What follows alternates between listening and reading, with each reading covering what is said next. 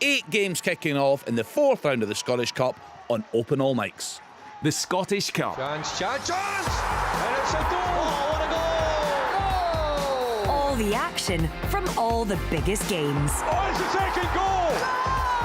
This is Open All Mics from Sports Sound. From BBC Radio Scotland. You're listening to Open All Mics on BBC Radio Scotland. It's one of the biggest weekends of the year. It's the 4th round of the Scottish Cup. Celtic got us underway with a very convincing 5-0 win over Morton in the lunchtime kick-off. We have 8 games kicking off at 3 o'clock, and this evening it is St Johnstone against Rangers. Tomorrow is Edinburgh Derby, and what a game on Monday night. That's live on the BBC. That is Darvel against Aberdeen. So before we go round the grounds and get the early action, Rory Loy, where's the shot going to be this afternoon? Well, my shock when I was thinking about this, I really thought Linlithgow Rose had a chance. The game's off, at home to Raith Rovers. However, moving on from that one, I think it's difficult to pick. I think Dundee United and Livingston will both progress fine. Maybe not a huge shock, but different leagues. I think Dundee have got a sniff in Paisley with the games that St Mirren have had lately, and I think that Dunfermline have got a chance, against Partick Thistle, who are obviously in the league above them. But I don't see any of the big gap. I don't see anything major happening in those games. No shock. Can't see one. I can't see one. I mean, I know we were talking earlier on about Arbroath and Motherwell. Arbroath have conceded 18 goals in their last 6 games. Motherwell are going to win that. I can't see a shot. Very bold from Tom English. Brian McLaughlin, what's happening in the early stages there? Well, just to tell Tom English, Arbroath are on the attack and they've been the better side in the opening 90 seconds, so I think you can rule that out, Tom. Opening 90 seconds. Yeah, if there's going to be a opening cup 90 shot. seconds. I rest my case, Scoob, you're right.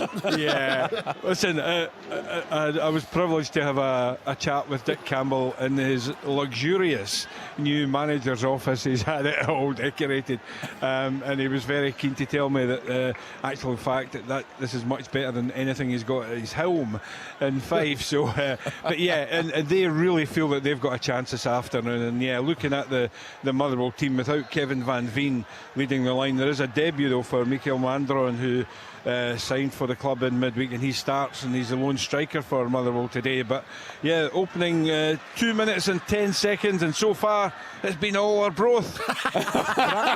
Listen, Tom English's predictions have been awful over the past couple of years. No, hang on a second. I always get flack for the ones that go wrong. I never get any credit for the series of amazingly brilliant predictions. Right, all 2 of them. Can you tell me what year that those amazing predictions came through? I'll check the dusty files, Brian, and I'll come back to you on that. Right, let's get to Willamilla early stages at Tannadice. It's a chance for a University. It's a good save. It was on the break. They've been under a little bit of pressure, but it was Jason Jarvis that had the opportunity, playing wide on the left-hand side there, coming in on his right foot, and he hits it low. Didn't catch it, really sweet enough. But Birighitti had to go down and make sure that it didn't sneak in at the near post. So, there's some definitely interesting life in strip this choices, Willie. university. I looked at that game there. I couldn't tell which one was Dundee United and which one was Stirling. I know, but Charlie Mulgrew is so fetching, Rory, with these matching boots as well. It's like a turquoise colour, and he's got the matching boots to go. And I was just wondering when Brian was speaking about at Gayfield there, is it flock wallpaper, Brian? And maybe velour sofas that's in the manager's office. There's leather sofas and white. White? They're all white, but it's bedecked by photographs of Dick throughout his career, I have to say. But yeah, it's very salubrious, and I'm sure the next time you're down this way, Willie, Dick will invite you in for a glass or two. And a drinks cabinet as well. Of course. Oh, absolutely. He was very keen to tell me that they have a new drink sponsor here at Arbroath, and he showed me the first thing I seen was a litre bottle of vodka. So yeah. Let's see if he's celebrating come 4:45 this afternoon. Let's then get to Paisley St Mirren against indeed early stages here, Amy Canavan. Not an awful lot to report, Kenny. Dundee have probably been slightly better. Alex Jakubiak drove down to the byline, but other than that, it's been pretty standard as you'd expect. But I agree with Rory, Dundee might fancy their chances here against St Mirren purely because of their recent results, but they are just so strong in Paisley so far. Yeah, they are going very, very well. Stephen Robinson's side this season. Kilmarnock against Dumbarton. There for us, Chris Doolan. What's happening in the early stages, Chris? Hi Kenny, we're only a couple of minutes in. We were a couple of minutes late starting actually, but as expected, Kilmarnock have kind of taken control already. But Dumbarton, to be fair to them, look as if they're going to commit men forward. They're going to try and have a go at Kilmarnock in this early stage. But right now, Kilmarnock are controlling possession and just trying to feel their way into this game. Kenny Crawford is watching Hamilton Accies against Ross County. We're seeing in the build-up, Kenny, two sides badly in need of a boost. Yeah, this is maybe the place they're going to get it. It's been quite a relaxed game so far. Just one real chance for Ross County. It was Kazim Alegbe who had a shot from about 20 yards, which Ryan Fulton gathered no problem. But for Hamilton, we all know their production line of youth talent, and young Chrissy McGinn is the man who's looked liveliest so far in this left-hand side in front of me. He's just 17 years old, playing in the kind of attacking left-hand side position, and he's tried to astound the fans with a few bits of skill here and there so far, but still 0-0 with 6 minutes on the clock, Kenny. Thank you to Kenny Crawford. Derek Ferguson is at Firhill. What's happening there, Derek? Before I get to the game, Kenny, I'd just like to say, it sounds as if Dick Campbell's lost the plot. So he has, hasn't he? What's happened to that man? Did they ever have the plot? He's getting old. Correct, He's getting old. And the thing is, well, at your game, I've heard that they're really good on the break. Stirling University, they sit in and they've got a lot of pace up top. So I was speaking to somebody yesterday. He says that's where, if there was going to be a shock, it could be. But concerning the game today, Kenny, here at Dunfermline have been the better side so far, dictating play, getting the ball forward, and you just look at the team that he's got out there, James McPake, good players. So I don't think if there was to be, and I wouldn't class this as a shock, but I wouldn't be surprised if Dunfermline were to win this cup tie this afternoon. But at the moment they're dominating the game. They've got pace up top, certainly with White, and they're just looking for him over the top there. But yeah, at the moment we've got 5 minutes gone. Dunfermline started the better. 7 points clear at the top of League One. Kenny, I've heard suggestions that if Ian McCall loses that game today, his job could be under threat. Seriously? Yeah. Does anyone... I find that strange. Ridiculous. Yeah. No, he's done a good job here. So we all know the guys that cover the championship. You know, it's from 1 week to the other. You just can't call it. It's so close. You know, I watched a game earlier in the season. You know, where Ayr United battered Queen's Park 5-0. No, I wouldn't say batter them, but it was 5-0. That was the scoreline, and look where Queen's Park are at the moment.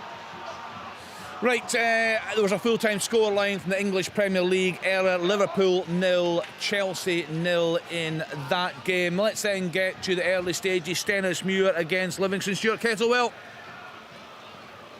Not a great deal to tell you in terms of efforts on goal. The game's taken shape exactly as you would imagine. We've got a series of corners from Livingston, 3 in the bounce it's been, but they look relatively comfortable in the ball. I think Gary Naismith will be happy with the opening 7 or 8 minutes, just in terms of his team shape, but you can quite clearly see Stenhousemuir sitting behind the ball and looking to just try and break in the counter-attack. Livingston will dominate the ball, but it's just how these set play situations transpire will probably affect either side. But goalless here, still at Opal View, Kenny. A Scottish Cup memory for you, Stuart. Is it we're building this up to one of the big days of the season? What was it like for you as a player? I think the one that probably stands out for me, Kenny, was beating Celtic at Parkhead when I was the Ross County player in the semi-final of the Cup. That was a massive day for us. But I think I've had experiences at clubs like Queen's Park, you know, putting Aberdeen out of the League Cup. I'm going to upset Willie again. But that's the opportunities are there, Kenny. I was just thinking about that with the Stenhousemuir players. You've got an opportunity to make yourself an absolute hero. I touched on 95 with Tommy Steele, scored 2 goals against Aberdeen, and you're remembered for the rest of the time. So I just hope that some of these players see that opportunity and try and capitalise on it, because there's been so many good stories throughout the years, hasn't there, in Scottish football, and hopefully we see 1 or 2 again today. Right, Willie, you can balance the books. Give us some of your Scottish Cup memories. Do you want me to talk about the 4 of them? all 4 of them, or will I just pick one? Pick one, Willie. Probably the one in '83 when we did the double and won in the European Cup, Winners' Cup. and then went on to win the Super Cup that year as well, in case Alan Preston is listening in. He will be. He is. If you remember, He is listening. yeah, it's good. And No if you worries. remember correctly, He's actually just texted me to stop picking on Willie. I leave it to him. Exactly. Leave it to him. Probably that one, you know. When, Motherwell have had the ball in the back of the net, by the way, Kenny, but an infringement on the goalkeeper, Cammy Gill. So referee Willie Cullen blowing for a free kick. But yeah, Thanks, Brian. it's getting a little bit even now. Just is there something happening there at St Mirren Park? Aye, there is, Kenny.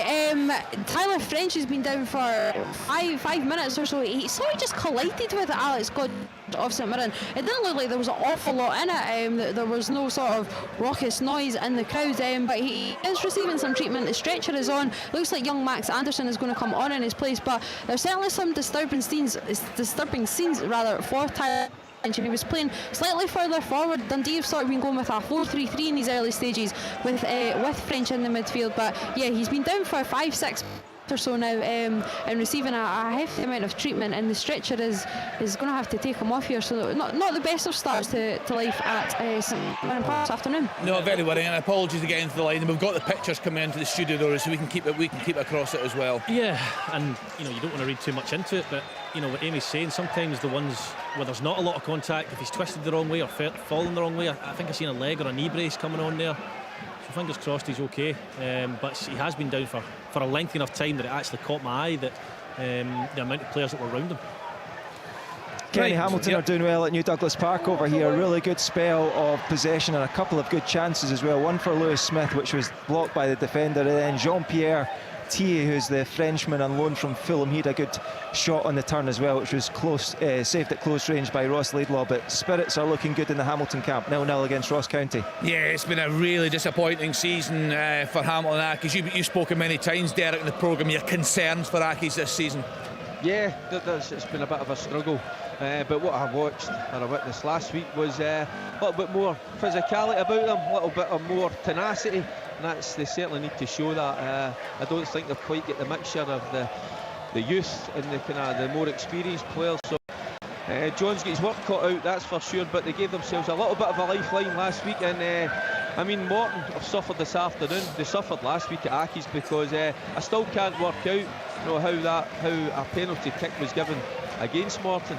Didn't see it, and I think Amy was there with me as well, and hopefully she would be in agreement. If only we had VAR there. Derek, give us your Scottish Cup memory.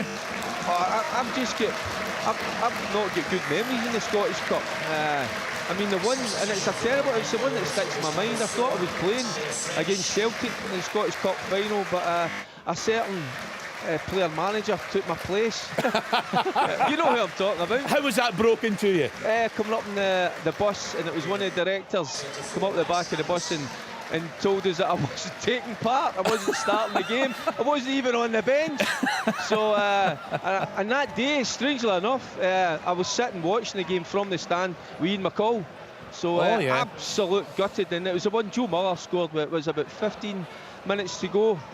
Oh yes. So it was a sore. And I know it's funny, Kenny. I've said this before. You see, like the great moments, the moments that you've done well and you've won things. And that I don't tend to remember them. It's the horrible stuff that I can remember, which is, I don't know, pretty bizarre. Maybe it's just me. No, it was a night out afterwards you could remember, Derek.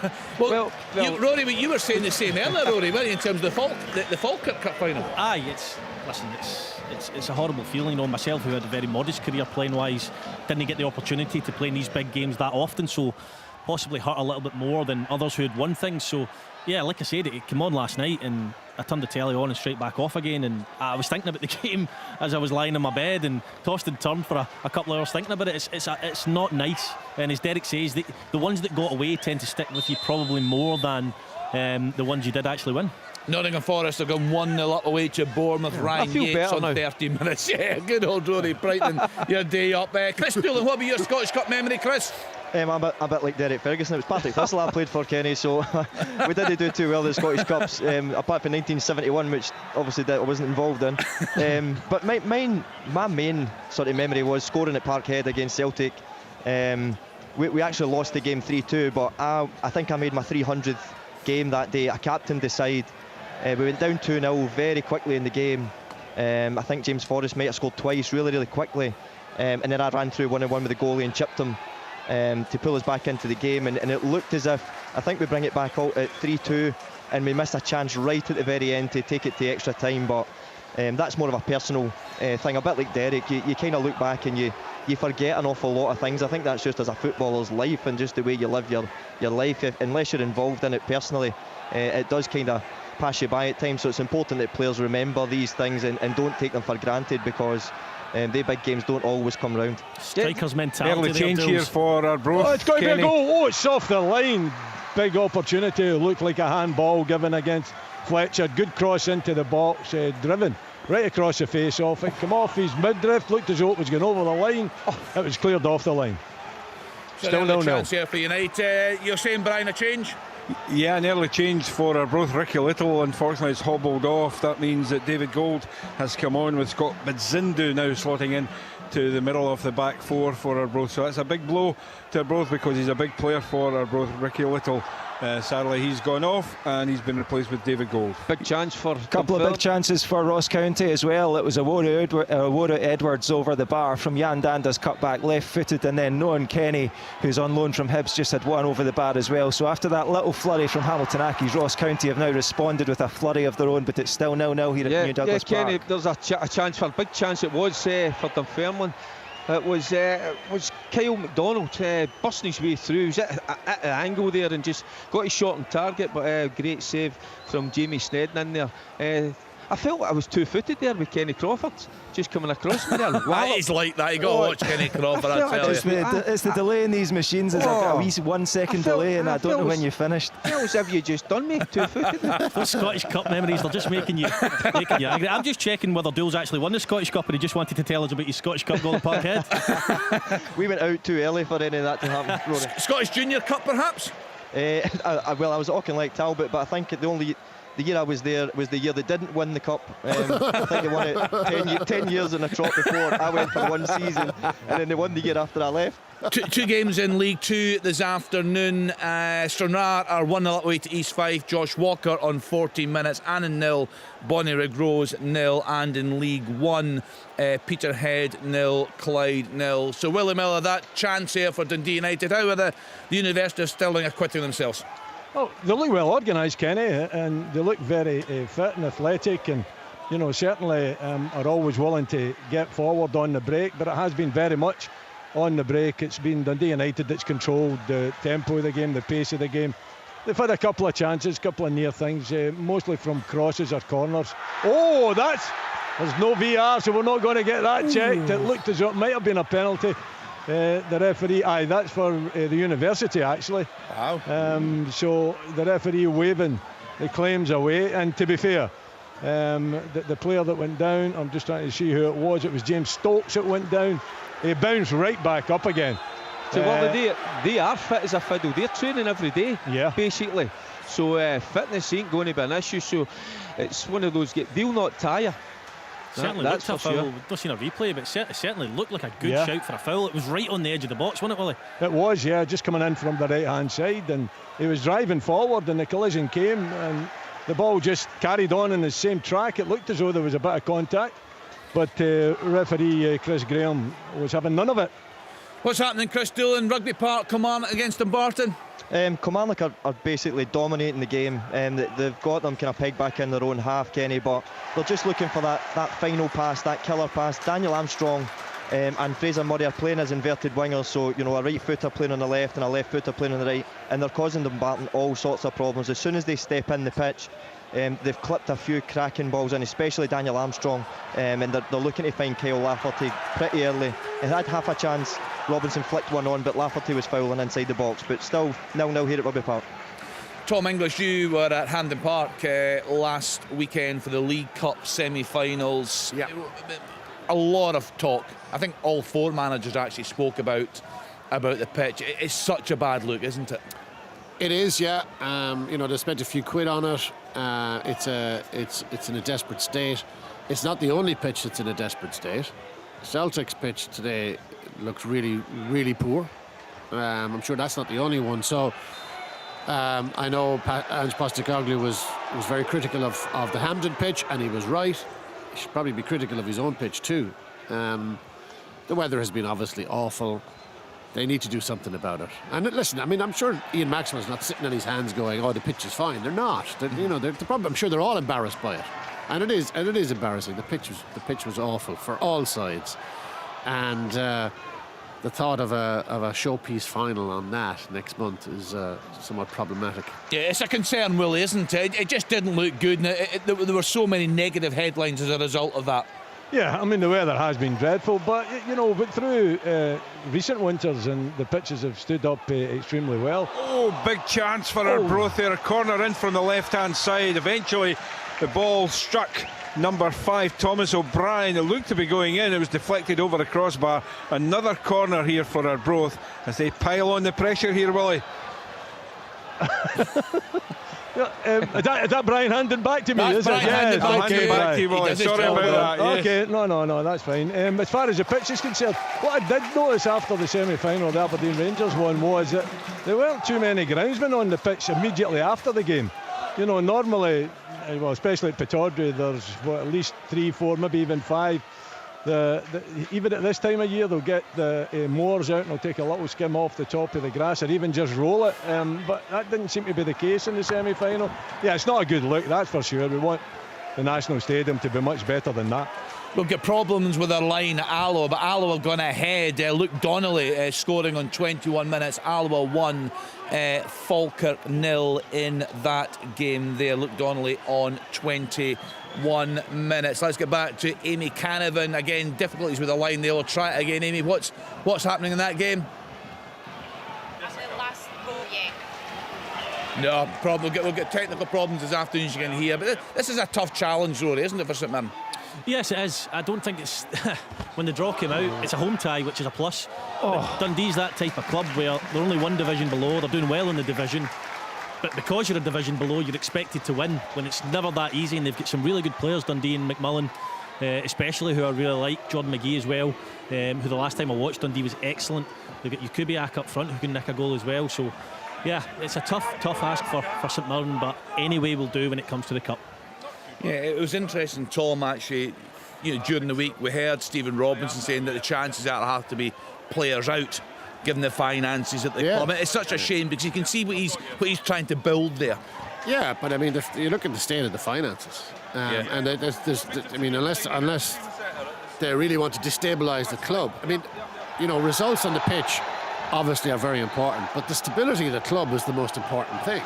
We've seen plenty of clubs in this country go bust over the last decades, and St Mirren don't want to go down that road, and those were eye-watering figures that came out. So really, it's the future of the club and the financial stability of the club that is all important. They're doing really well. I know it's going to be frustrating that some players may have to leave. They're trying to have to get some money from somewhere, but the ultimate responsibility of the guardians of that club is the future of the club. Absolutely, yeah. But they're having a great season. Goals at a premium this afternoon. Celtic kicked us off at lunchtime 5-0. They beat Morton, just the one goal in the Scottish Cup in the 8 ties that kicked off at 3 o'clock. That's Luke Donnelly who put Alloa ahead on 21 minutes against Falkirk. One game in League One this afternoon. Peterhead 0, Clyde 0. Really struggling both these sides. That's the bottom two. And in League Two, 2 games there. Annan 0, Bonnyrigg Rose 0, East Fife 0, Stranraer 1. The goal there coming from Josh Walker on 40 minutes. A wee chance there somewhere? It was, Kenny. It's the first time that Tiffany is getting involved for Partick Thistle. You just let him drift inside. He picks the ball up. It was about 35 yards out. Just gets away from the defender. He's brilliant at that. And then lets one go from about 25 yards. It just gets past the keeper's right hand post. But this Dunfermline side, you can see why they're top of League One. They're playing with a lot of confidence. They're controlling the game, and they look really threatening as well, certainly down that right hand side. But that was a good moment for Thistle, but not enough of them so far in this first half. Still remains Thistle 0, Dunfermline 0. Just had a wee chance at Rugby Park, Kenny, as well. Kilmarnock busting up the pitch. Danny Armstrong, who's been fantastic so far, and he steps inside on his left foot and he whips across in, and it's actually the fullback, it's Joe Wright, who's playing behind him, who attacks the box and gets on the end of it from about 16 yards, but he's just stretching and he can't keep it down. It goes over the bar and still 0-0. Right, Craig Easton is back with us. You've got a goal, Craig? Yes, Kenny, there's a goal here on 20 minutes, and it's for Alloa. It was a Ross McKeever controlled a cross into the box. He swivelled and he struck a shot from around 8 yards. He produced a great save from PJ Morrison, the Falkirk goal, but Luke Donnelly was in hand to tap the ball over the line for Alloa to take the lead. It's been a decent game. Both teams are having a right go at it in terms of good attacking football. Alloa have looked the most likely. Early on in the game, Connor Salmon had a really nice volley saved by PJ Morrison as well. He just flicked it up at the edge of the box and he struck it on the volley from about 20 yards, and Morrison had to look lively, dive into his right hand side. But yeah, Alloa in control. Raith Rovers trying to find an answer. Annan have gone 1-0 up in their game, their League 2 game against Bonnyrigg Rose. Aidan Smith with a goal there on 24 minutes. Is that Stenhousemuir ahead against Livingston? Is that a goal there, Stuart Kettlewell? It's been all Livingston, but completely against their other play. Stenhousemuir have taken the lead. They got themselves a corner on the right hand side. A wonderful outswinging delivery was met by centre-back Nicky Jameson, and he bulleted the header into the roof of the net, and it's 1-0 Stenhousemuir. As I say, Kenny, completely against their own play. Livingston have all the possession, but as we say in these ties, the smaller side looking for those set play opportunities, and they've capitalised on it. 1-0 Stenhousemuir. Dunfermline have just missed an absolute sitter. It's Kyle McDonald. Chance again. for Motherwell. Goal for Motherwell. And it's number 21 who scored, Michael Mandron, on his debut for the Fir Park side. The ball was played through the middle, cut in from the right hand side into Mandron, who had a simple task from just 6 yards out to score. We have played 27 minutes here at Gayfield, and it's Arbroath 0, Motherwell 1. I did not like Willie Miller, that look in Tom English's face. It was a wee nod and a smile, say, listen to me. That's what it was about, aye. I'm just early days, Kenny, early days. Brian, was that an I'm sorry? I'm hearing, was that different down? It might be at 90 minutes. My Nostradamus qualities and predictions. Brighton have gone ahead. What a season they're having. 1-0 up away to Leicester City. With a goal there on 27 minutes. They actually play a really good brand of football. Watched a few of their games. A really, really good side. Of course, they had the change of manager Kenny, there. Kenny, I just want to come in because it was an absolute sitter. Kyle McDonald, back post. He's only 6 yards out. Here they're at it again. Going forward. No, it's a brilliant cross from the right-hand side from...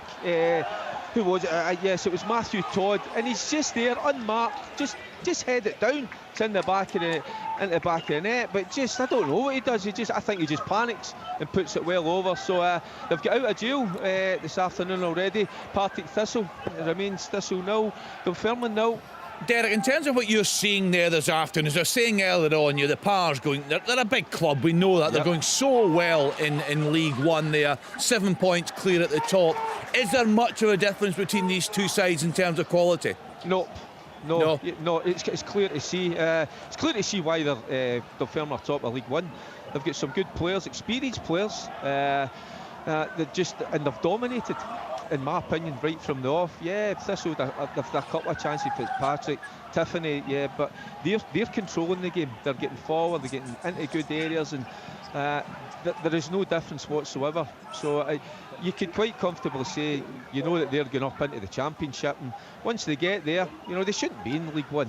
And you say it, Kenny, they're a big club. Yeah, I think as well, Derek, if you're used to winning every week, I know it's kind of underplayed, the winning mentality. People think it's a bit of a cliche, but see, when you're used to winning, you go out and you almost expect to win, so they'll fancy their chances, Dunfermline. Yeah, and that's what it looks like. They look like a side that are really confident and expect to win this tie the way they're going about their business at the moment.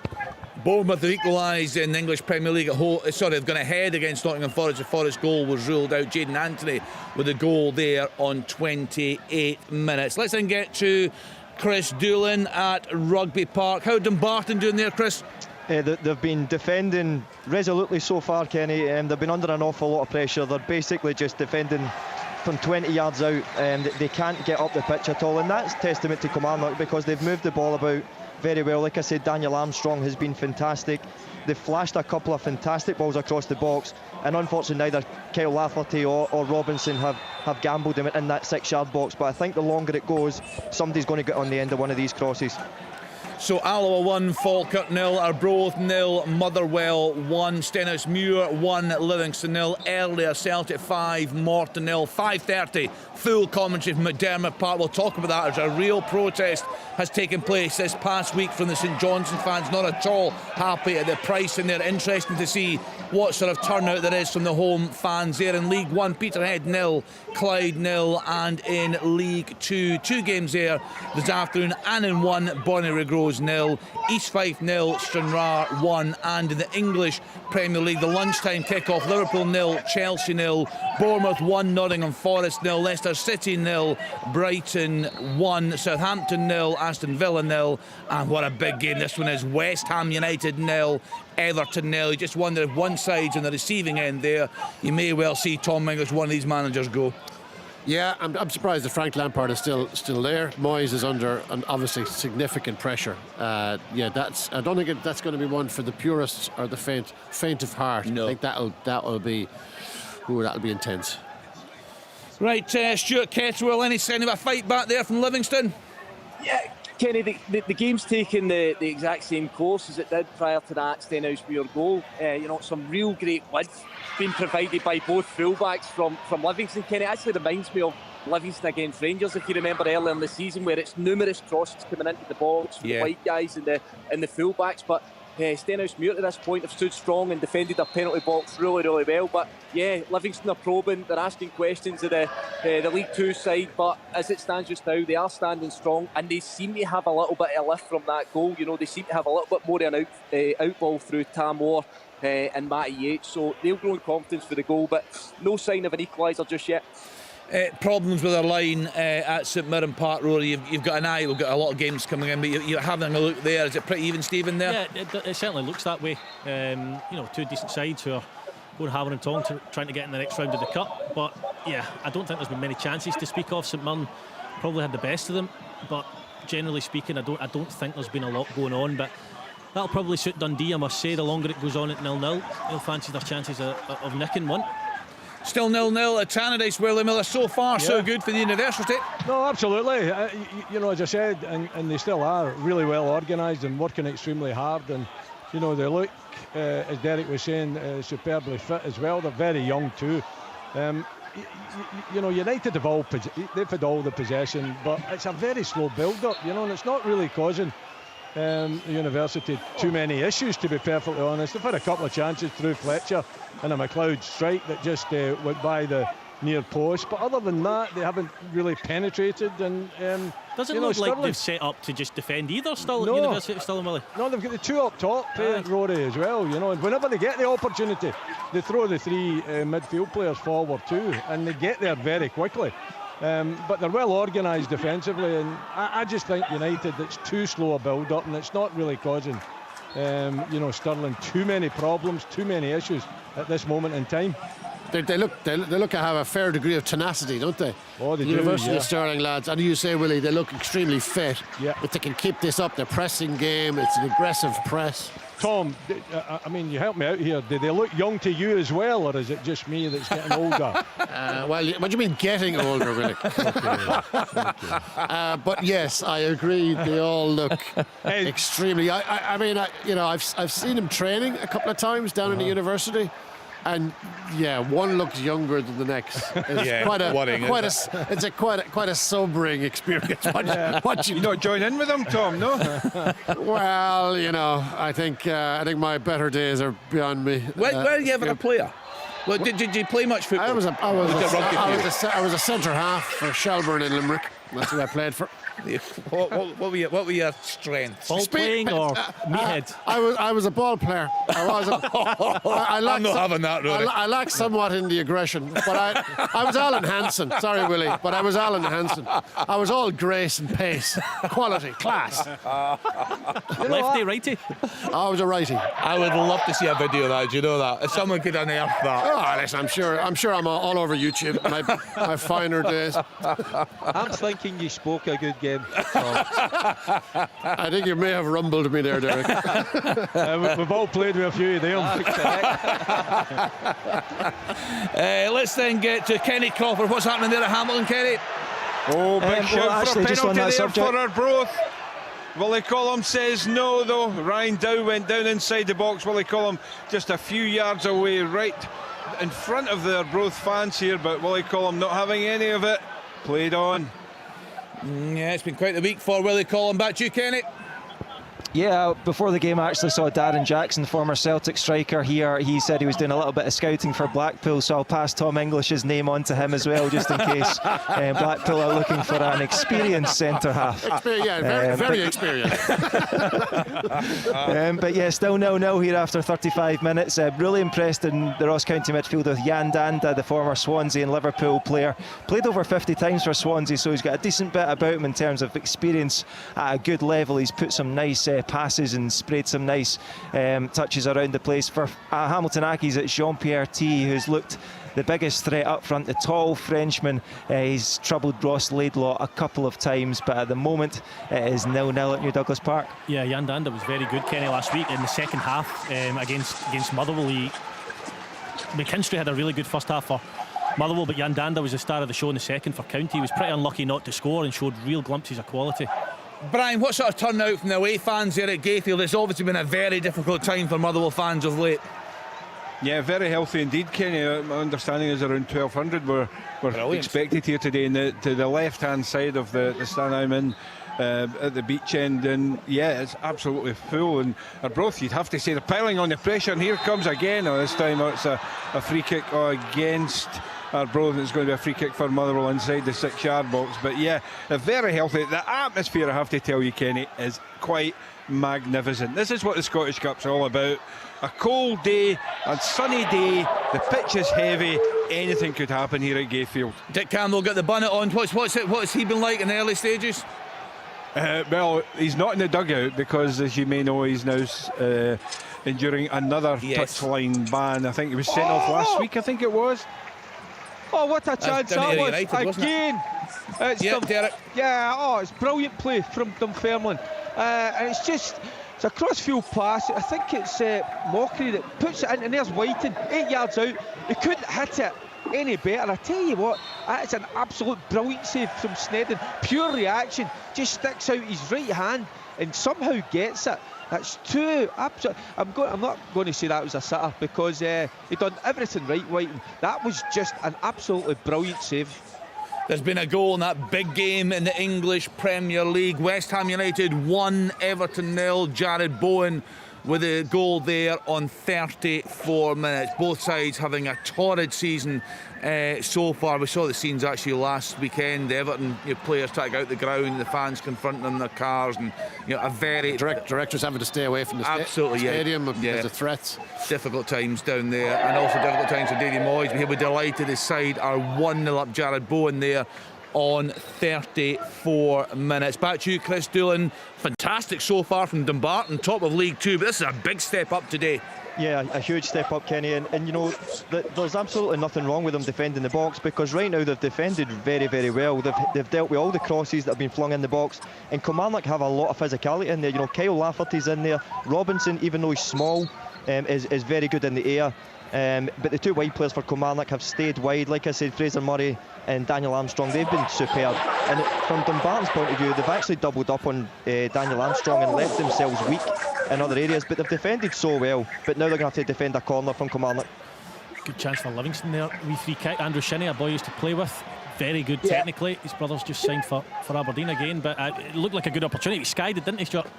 Rory, just off the back of that, it was a really good position for Andrew Shinney, but to the other end of the park, Stenhouse Muir kick, a long goal kick, flick on, Tam Orr goes down the side and flashes one across the 6-yard box, and it was excellent defending by Jack Fitzwater. Home side looked as if they would make it 2-0, but as I say, great defending from Livingston. I thought we had a match of the day moment there. What was that groan in the background? Who was that? It's me again. I know, that was brilliant, wasn't it?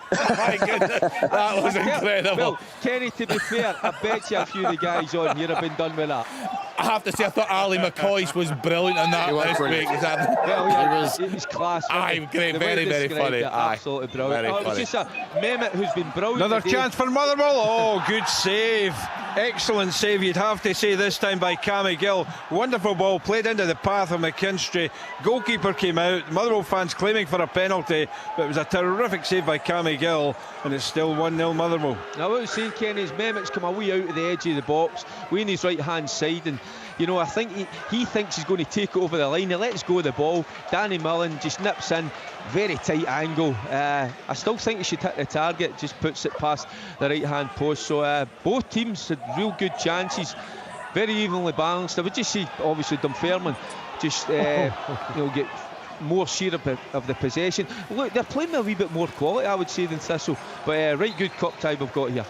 Mark Albrighton has equalised for Leicester City in the English Premier League. Leicester City won, Brighton and Hove Albion won. In Scotland in the 4th round of the Scottish Cup earlier, Celtic 5, Morton 0, Alloa 1, Falkirk 0, Arbroath 0, Motherwell 1, Dundee United 0, University of Stirling 0, Hamilton Accies 0, Ross County 0, Kilmarnock 0, Dumbarton 0, Partick Thistle 0, Dunfermline 0, St 0, Dundee 0, Stennismuir 1, Livingston 0. Yes, Brian? Yeah, big chance for our bro Shona Darkwa down the left hand side. He's got Ricky Lamy on toast, cut inside onto his left foot, just inches wide of the right hand post of the Motherwell goalkeeper Liam Kelly. But I'm very impressed with Arbroath and the way they fought back here. They do trail by 1-0, but they're settling in the ascendancy at the moment. Tom English. Yeah, don't worry. He was giving a wee look there, Brian, as if to say you're talking rubbish.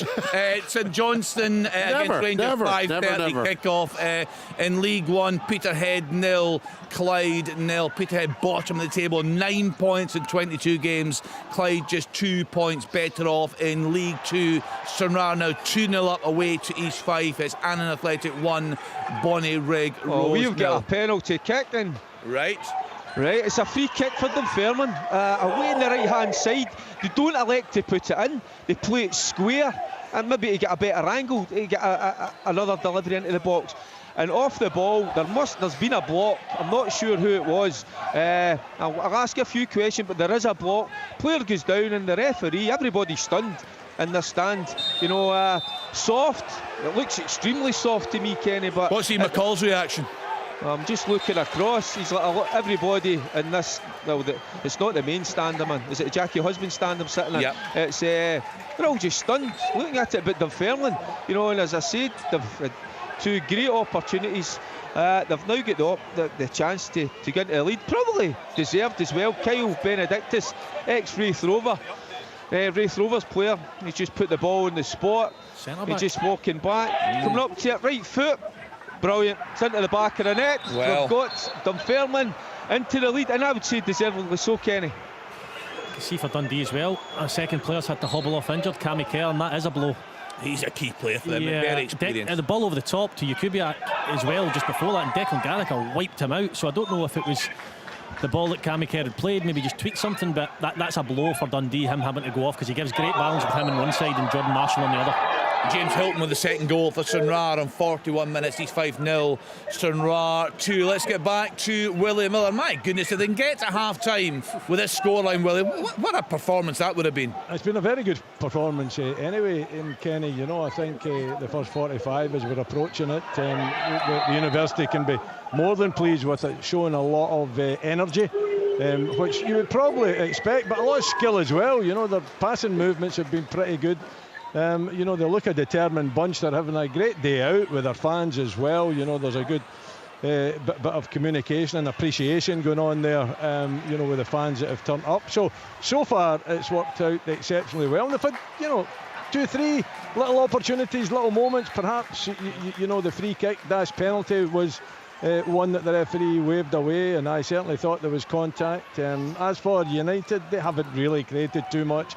Fletcher with a couple of headers and McLeod with a strike that went by the far post. So it's pretty evenly poised. So it's It's a wonderful story for the University of Stirling at this moment in time. It looks as Well, what's also amazing about the University of Stirling, I spent a bit of time with them Thursday night at their training session, and they play about 65 games a season because they're not only in the Lowland League, they're also in a university league which they won in the north of Britain.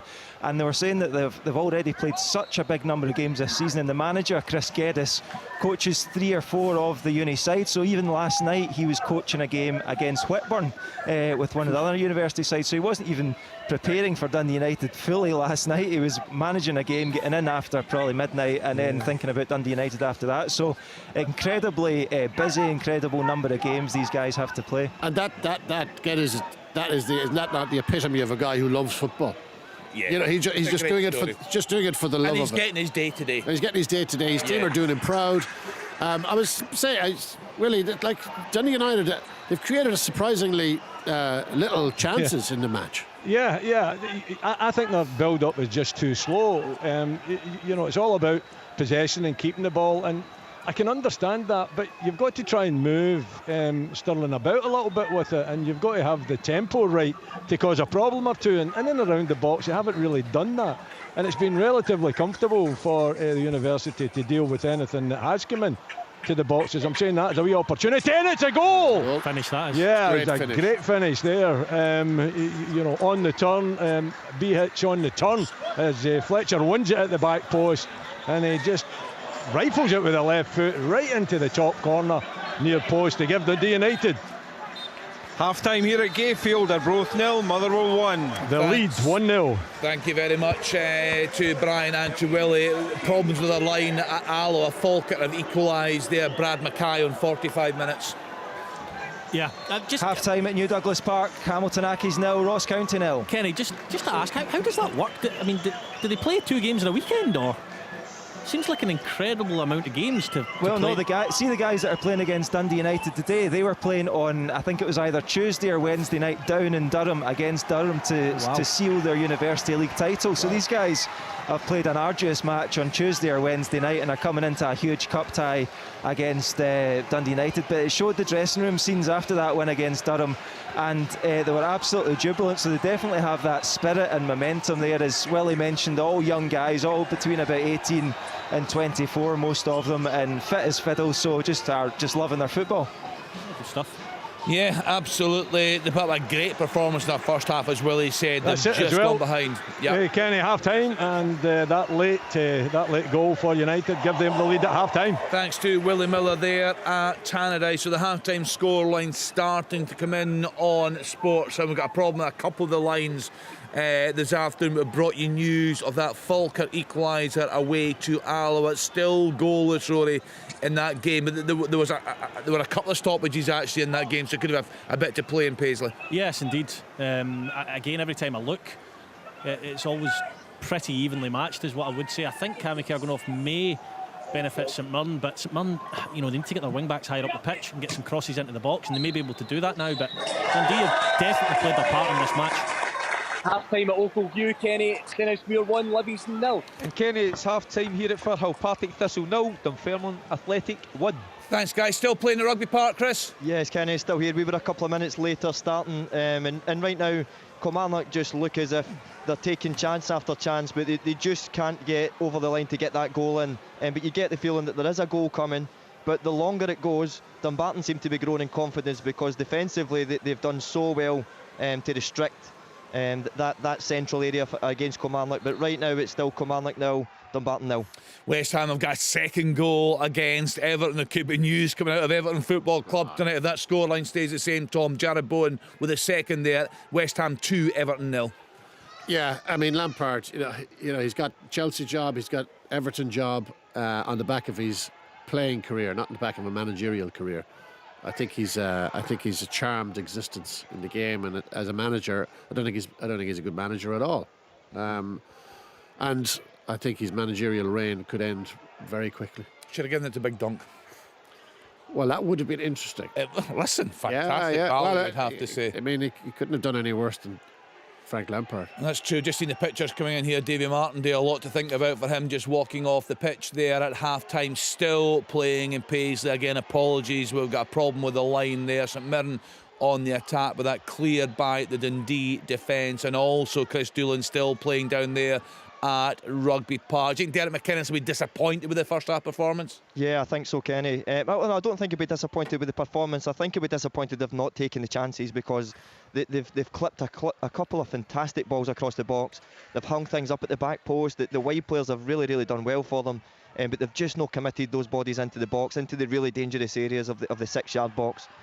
To actually go and be ruthless and get those goals. And like I said, the longer it goes, Dumbarton actually grow in confidence. And just as I'm speaking, Kenny, the half-time whistle goes here, and it's Kilmarnock 0, Dumbarton 0. Thanks, Chris. Still playing in Paisley. We brought you news of that equaliser for Falkirk. You can give us a bit more detail on that, Craig Easton?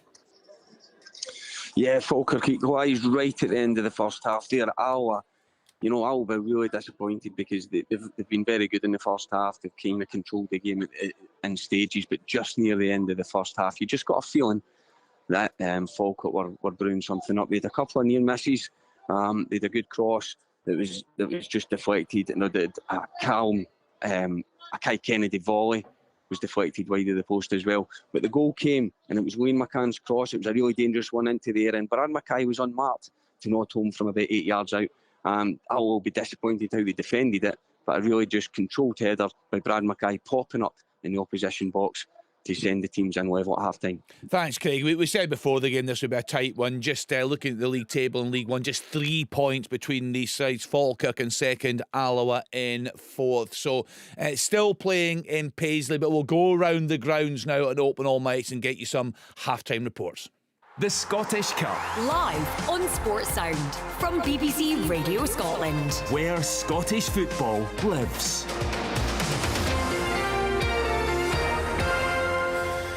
Right, let's kick off our half-time roundups on BBC Radio Scotland. A few predicted a shock at Gayfield. Motherwell struggling, are both struggling in the respective leagues, Brian McLaughlin, but so far it's not in the cards. Not at the moment anyway, Kenny. It's Arbroath 0, Motherwell 1. There's been nothing in it in terms of possession, 50% each, and indeed the home side have had certainly the bulk of the chances and the shots in goal, but Motherwell do lead at the break, courtesy of a goal just before the half-hour back. McKinstry and Crankshaw, really good play down the right-hand side, sliced open the Arbroath defence. The ball eventually played into Mikael Mandaron, who's making his starting debut this afternoon for the first part club, and a simple task in scoring beyond Cammy Gilbin. A couple of shouts for penalties, one for each side. Willie Cullum has probably got both right on this occasion and said no. Arbroath, the closest they've come a couple of occasions. Yao Baldy had a shot well saved by Kelly, and then a corner in from the left hand side. Thomas O'Brien looked as if he was going to knock it into the back of the net, but was deflected over for a corner. But Motherwell, they certainly lead at the break. It looks like they will make a change at half time. Johansson come on as Ricky Lamy is really toiling at the back for Motherwell. However, half time here, Arbroath 0, Motherwell 1. Yeah, they really need this one, Tom, don't they? Stephen Hamlett. It's been a real struggle for Motherwell. We spoke about the club last week. Obviously, the news that Alan Burrows is leaving his role as chief exec as soon as they find a replacement, so they badly need some positivity around that club. They do, yeah. They need some victories. They need some feel good. I know where they are in the league, but we talked about this before the game last weekend or weekend before. They're losing a lot of tight games, and they just need to turn those around. They're scoring goals. They're not conceding as many as some of the teams above them, but they're just not getting the points in the league.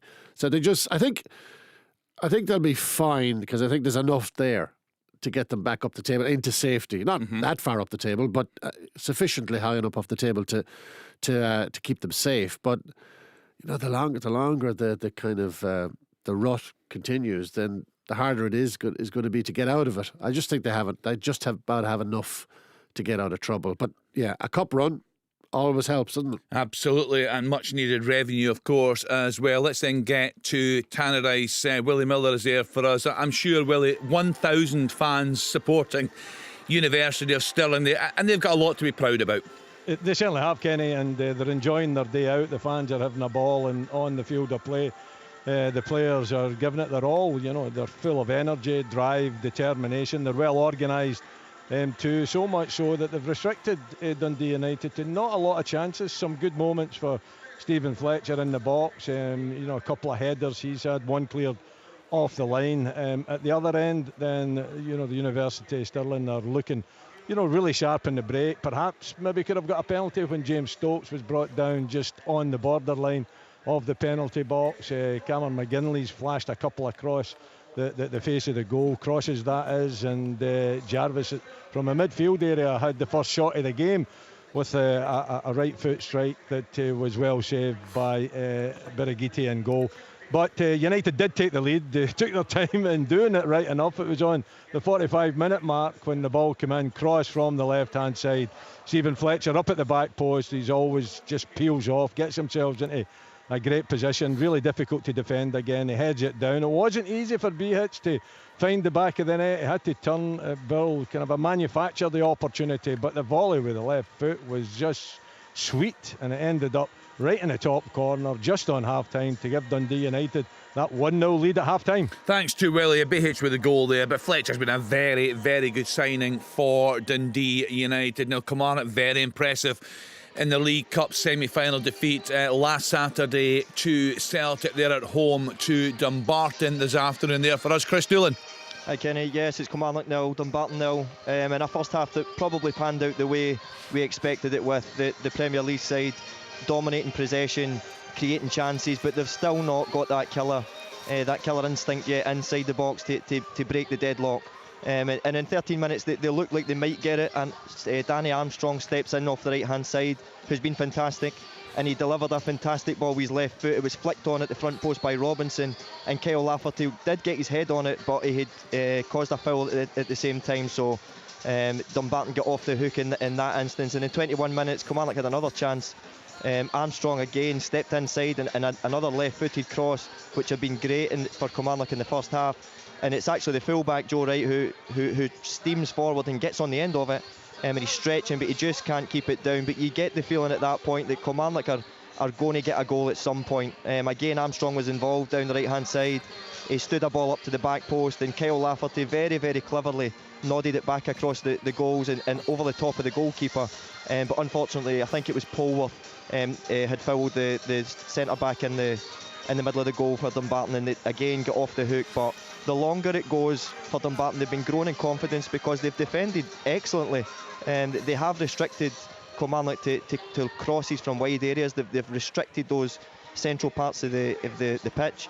In 30 minutes as well, Polworth was slipped through by Robinson, and the goalkeeper was quickly off his line, and it's things like that are giving them confidence coming into this second half.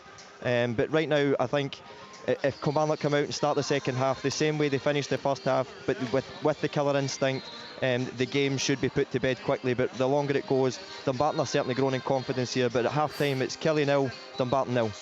I mean, you're just talking about the University of Stirling Dundee United game. Does anything say cup football more than the fact that these University of Stirling guys 6 or 7 weeks ago would have been watching as is Behic playing 90 minutes against the soon-to-be world champions at the World Cup? That's a great point. It's just fantastic. 90 minutes against Messi, and now they're having a crack off him.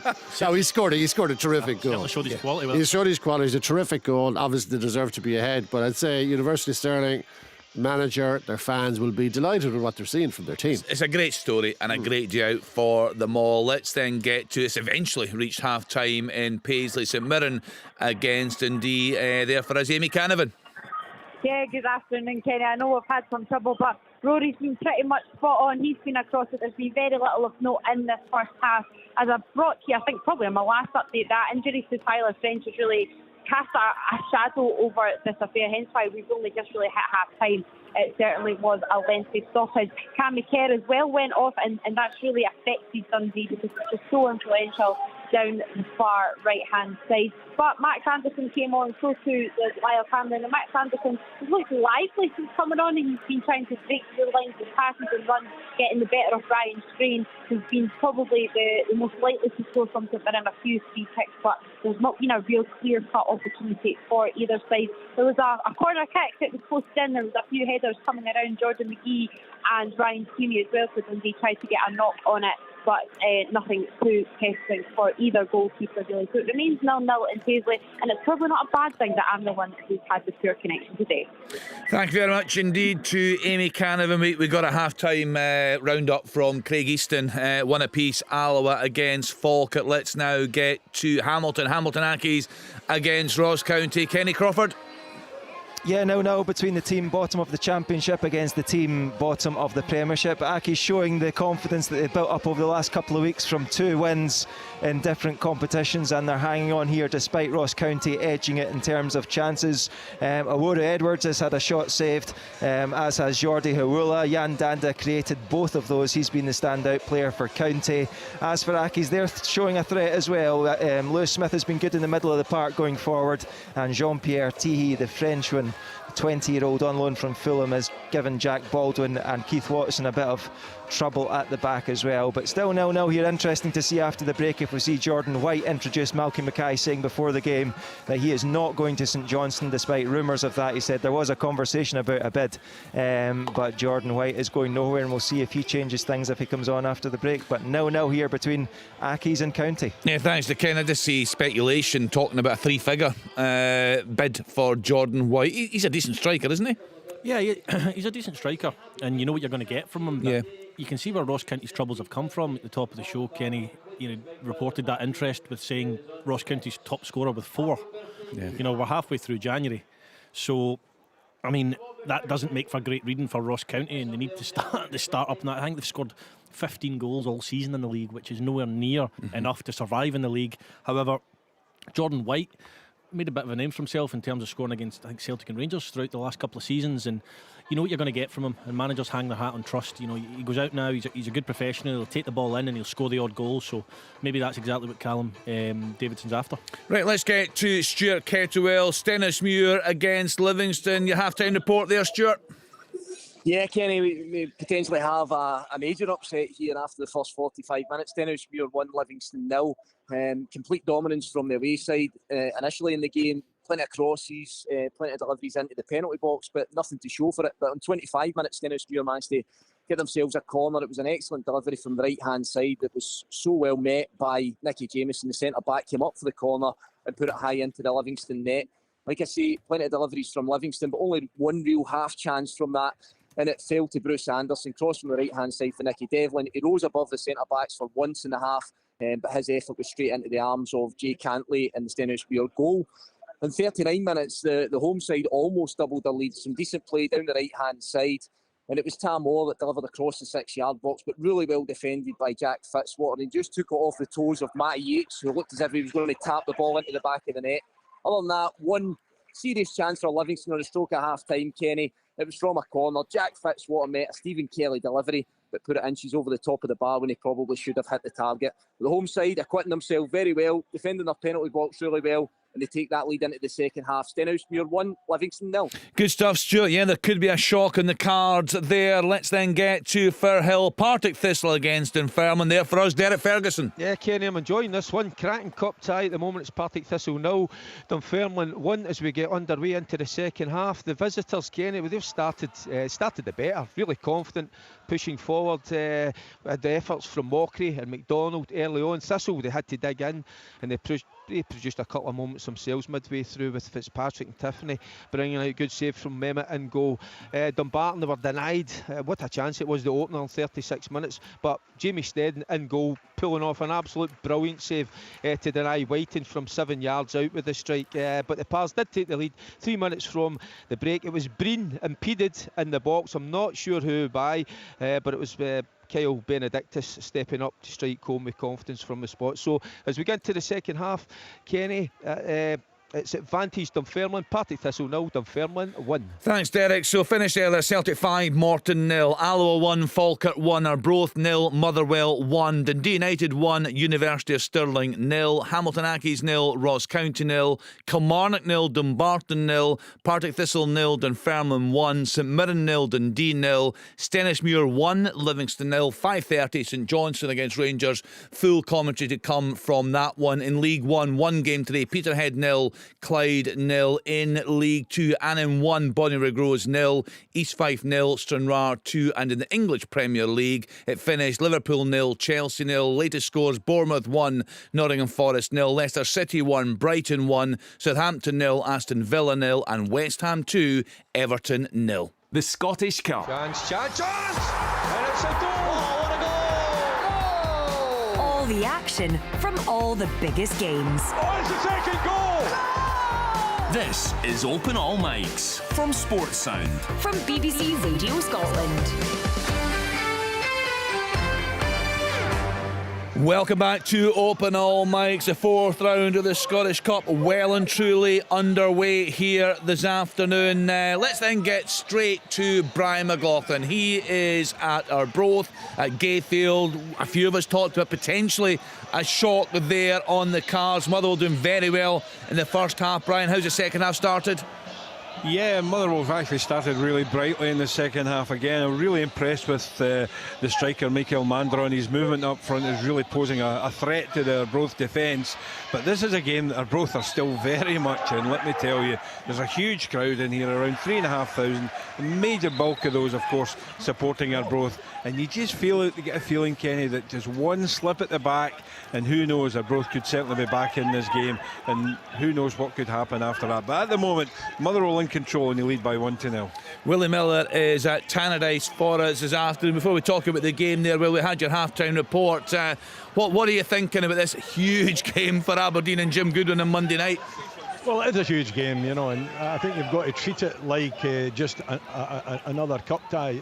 Listen, you know, you always prefer a home tie. There's no doubt about that. When you get a team like Darvel and you've got to travel down, and you know the crowd are on top of you as well, you've got to deal with it. You've got to give them respect, absolutely, but you've got to go there. That was a bad challenge.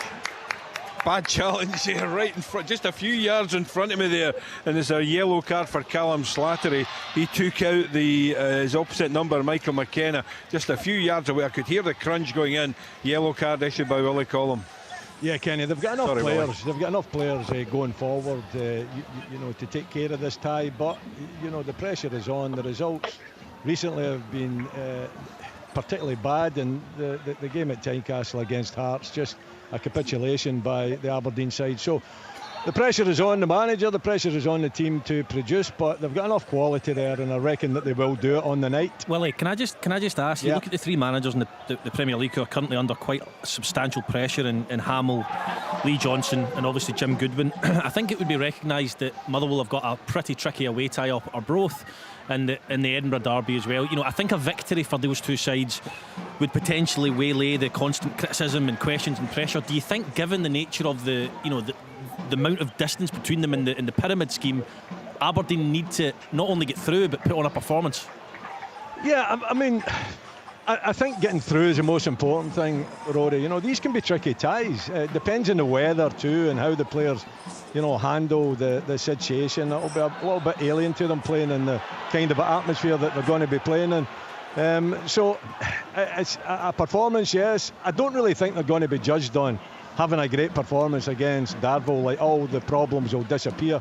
But at the same time, if it's a close game, then the pressure just keeps coming. Just remember James McPake going up to Peterhead last year, and they won 3-0, and there was a degree of criticism around their performance, and obviously he left the club a couple of weeks later. So I was at that game. I actually covered it. Actually covered it, and I don't think Jim Goodwin's at that stage. You know, it looked as though on that occasion that the minds had been made up by the Dundee board prior to that game. Goal for Thistle.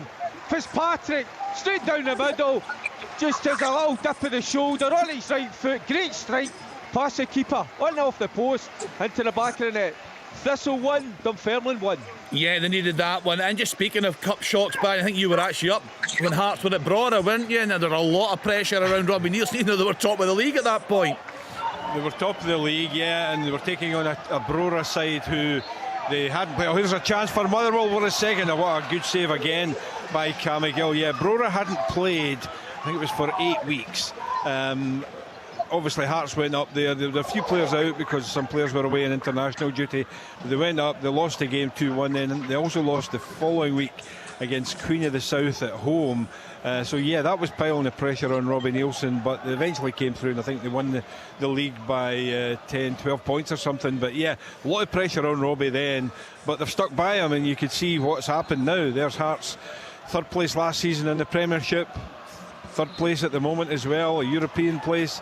This campaign looking as if they're going to cement that third place again this season. So yeah, that's what happens when you stick by your manager. The thing is, Brian, you need something to hang on to, though, and Robbie Neilson's case, it was a league title, wasn't it? You know, and that was the most important thing. Yeah, absolutely. I think key for Hearts that season. I think other managers, when they're not, it's a chance here, he's right through, it's got to be, puts it by the post. Big opportunity. Jamie McGrath misses it. Another goal somewhere. Yeah, it's an equaliser, Kenny, for Livingston. Some decent play, ball over the top. The ball ends up finding its way to Scotty Pittman just in the edge of the box, and he rifles it beyond goalkeeper Jay Cantley. So we're 1-1 here at Oakville.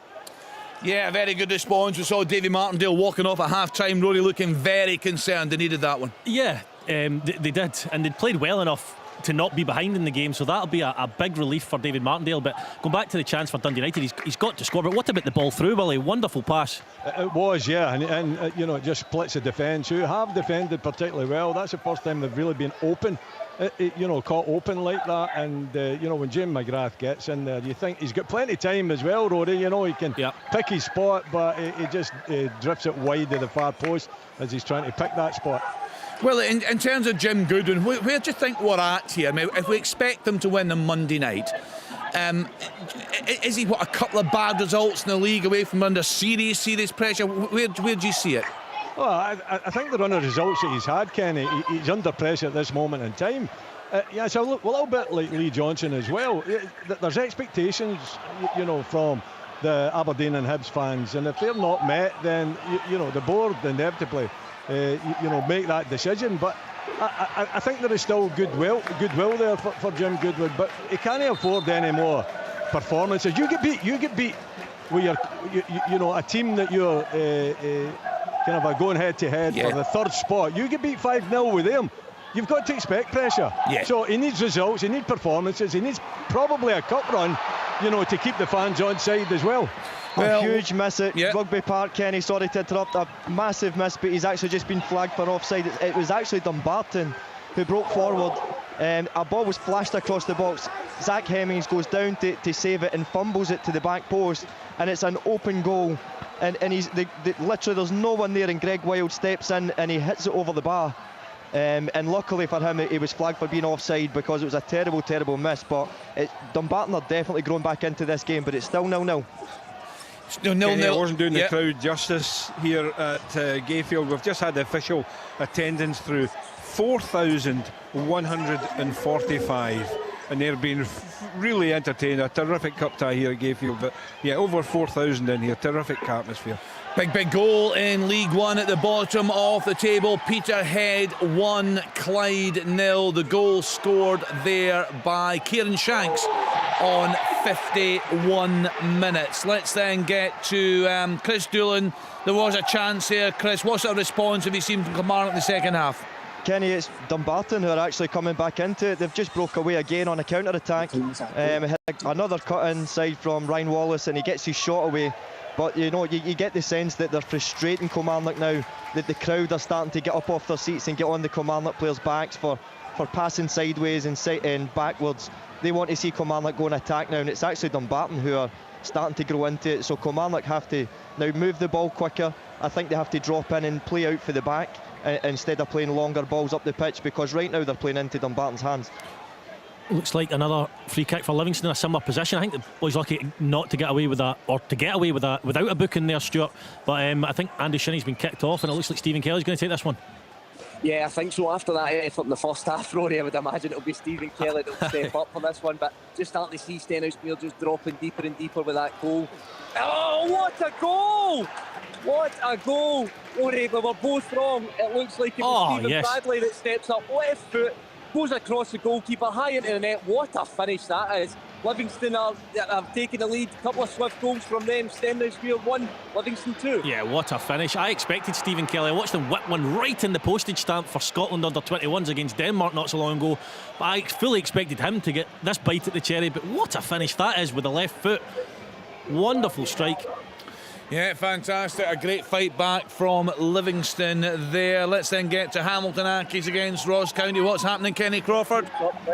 Oh, at the moment, Ross County are really pushing. Kazim Alegbe worked his way into the box there, but just at the last moment, the defenders crowded them out, and then Victor Laturi has just blasted over for the Staggies. He came on at half-time as a sub for Noan Kenny, the Hibs loanee, replaced him. At the moment, yeah, it's still 0-0. County still edging it. Jan Danda still trying to pull some nice moves in the middle of the park, and Victor Laturi earlier on played a nice ball through just in the first couple of minutes of the second half for Owura Edwards as well, and he just didn't catch his shot properly, and it just trundled into the arms of Ryan Fulton. So still 0-0 between the two teams at the foot of the top two tiers of Scottish football.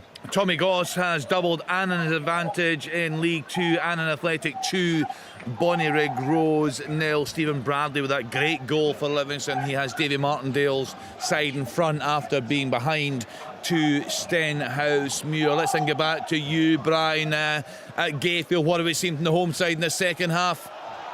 Yeah, fair play to Motherwell. You know, they've really started well in this second period, not really giving Arbroath a hint of it even getting back into this game. But as long as it stays 1-0, Kenny, they will feel they've still got a chance. I've been very impressed by some of the Arbroath players, and certainly Dick Campbell's been busy in the transfer market already. You know, he's brought in the Elmani, Adarkwa and Bitsendu, and Zhao Baldi in midfield's been a real sensation this afternoon. So I'll be very surprised if Arbroath finish where they are in the Championship at the moment. At the end of the day, that's what it all means to Arbroath. To actually stay in the Championship would be a success for them. Last season was just a wonder season. For Ross County there. Sorry to interrupt, Brian, but it was a corner by Jan Danda, and it fell to Ross Callaghan, and he had a looping header, the former Accies midfielder actually, and it was just palmed away at the very last moment by Ryan Fulton. It looks as if it was going to drop in at the back post, but it stayed 0-0 between Hamilton and Ross County. It's interesting actually, hearing about Ross County there. When I think of managers who are under pressure, Hamill, Johnson, Goodwin kind of sprung to mind, but Malky Mackay's having a bit of a tough time of it at the moment as well, and struggling a little bit at Aki, so he'll be keen for a result today. What about Hibs tomorrow, the Edinburgh derby? Speaking of managers under pressure, he seems to have been under pressure just for the most part of the season, Lee Johnson. Yeah, he has, but there's been spells in the season where they look like they're going to come good, and then all of a sudden they dip again. I think they should stick with him. Not that he's under pressure to that degree, but I do think after this window he's going to need to, he will need to start turning things around in terms of results sooner rather than later. But after the window you might get a better idea of a team which is more suited to the way he wants to play. But they play Hearts again tomorrow. It's at Easter Road. If they don't turn up, if Hearts give them another hiding like they did, and I don't care how they perform in the second half, they get beaten 3-0 in a derby, and as far as fans are concerned, that's a hiding. So he'll want performances don't matter then, Rory, do they, in these games? No, it's all about the victory. Absolutely, and I would never be a huge advocate of that statement in the league, because I think you need to get performances to consistency in performances, otherwise results won't come consistently. But I agree with you entirely, Brian. In a derby, in a cup game, you get through the tie, and I think that'll be his aim. And if you can do that in an Edinburgh derby, regardless of how you do it, that will relieve some pressure. And next week it's Aberdeen that come calling as well, Rory. So that's right. Yeah, Hibs v Aberdeen, that's a head-to-head pressure, particularly if Hibs go out of the cup. I can't really see Aberdeen going out. Maybe tempting fate here, but it's two managers, and what I say is that they should be under pressure, because with the resources they've got, they should be doing better.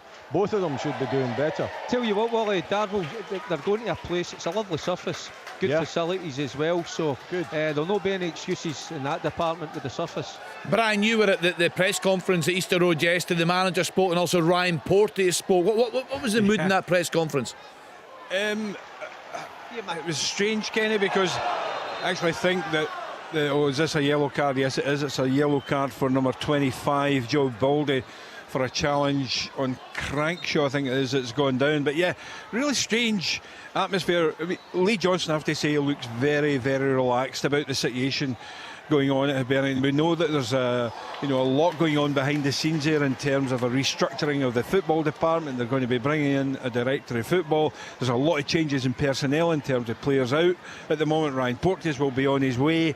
He spoke yesterday. He actually didn't look like the Ryan Porteous I know. He looked very nervous in front of the cameras. I know Lee Johnson said yesterday he didn't think it would be his last game. I think it may well be his last game, with certainly a number of clubs, looking, Blackburn Rovers, Udinese, Toulouse, all looking to sign Ryan Porteous before the end of this window, and I'd be very, very surprised if he's still at Easter Road come the end of next week. Full coverage of the Edinburgh Derby and Sports Sound tomorrow. Something happened in your game there at Stenhousemuir, Stuart? I think it was a goal. I don't know if it was. I think Stephen Bradley scored a second. Just lost the line there. For Livy. So another goal for Livingston. Stephen Bradley with a second of the game on 59 minutes. His first was an absolute cracking free kick there for him. 3-1. Say that's curtains now, I would say. Livingston are very professional under David Martindale. Been a decent wee chance over here at Hamilton as well, Kenny. It was Ross County again. We've mentioned his name a few times. Jan Danda. He crossed the ball for Jordan White, who's now on as a substitute. Glancing header just over the bar as Hamilton Accies break at the other end. 0-0. Another chance for Kilmarnock, Kenny. Jordan Jones has just been introduced. They've taken off Fraser Murray, who limped off injured. His very first touch of the ball, he runs down the left-hand side and with his left foot hangs a ball up 6 yards from the goal, and Ash Taylor meets it flush with his head but headers it straight over the bar, and you start to get to the feeling as if Kilmarnock are wasting opportunities now and they can't afford to keep doing it. Big chance for Dunfermline, Kenny. Yep. Well, it's Whiten again. He's only 6 yards out. It's a ball from Hamilton, just fired across goal, goes straight to him. All it has to do is just guide it into the back of the net, puts it past the left-hand post. But as the scoreline suggests, Partick 1, Dunfermline 1.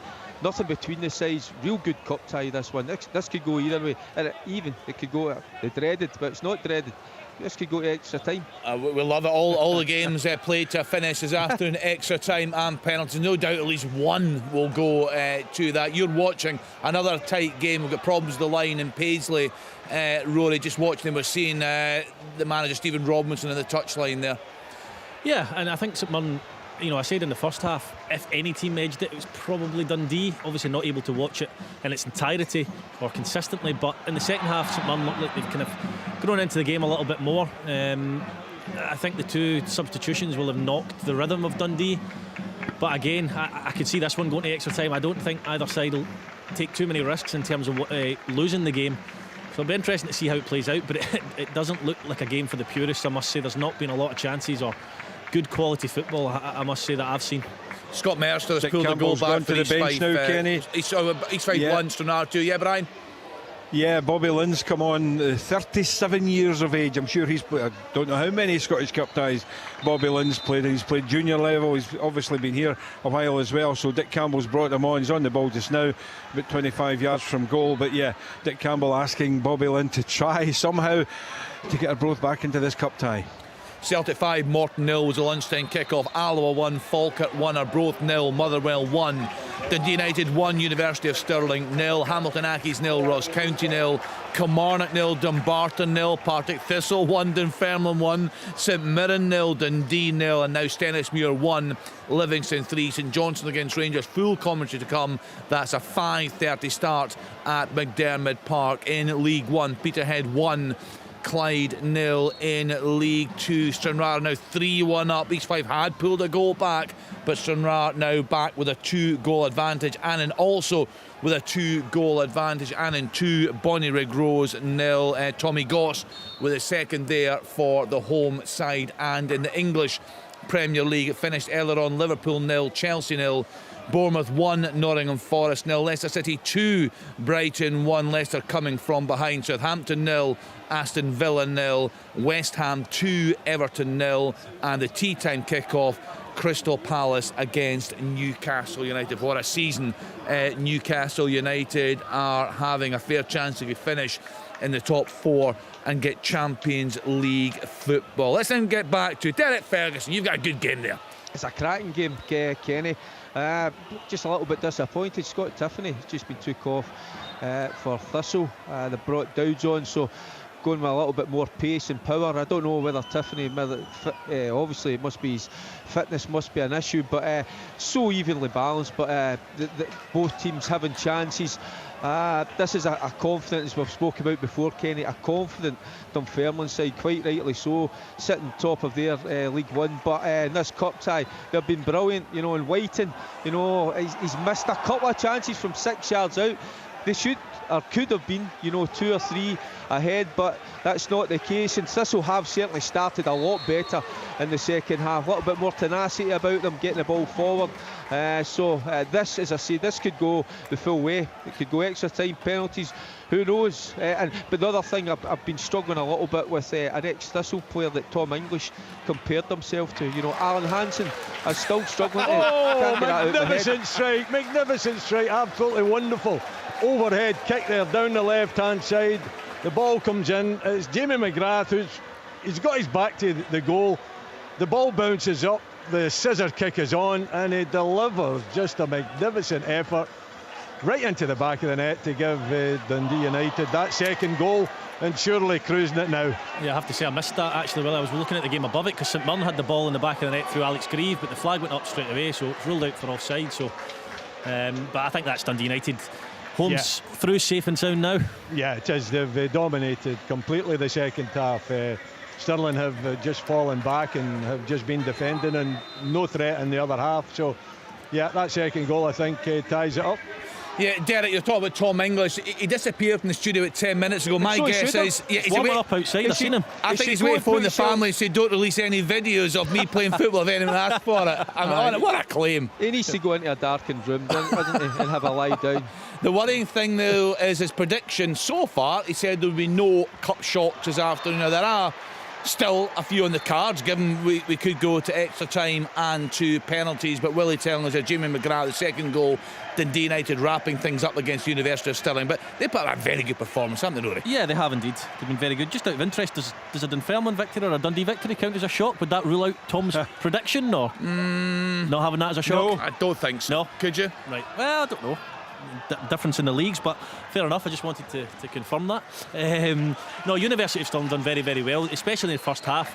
I know you know that they are extremely fit, but you would imagine that Dundee United, when it comes to football fitness, have that little bit extra in them with the level they're playing at every week. You know, you can play as many games as you want, but when you're playing against the players who are a little bit sharper, a little bit quicker, a little bit stronger, you know, your fitness tends to come through that. So.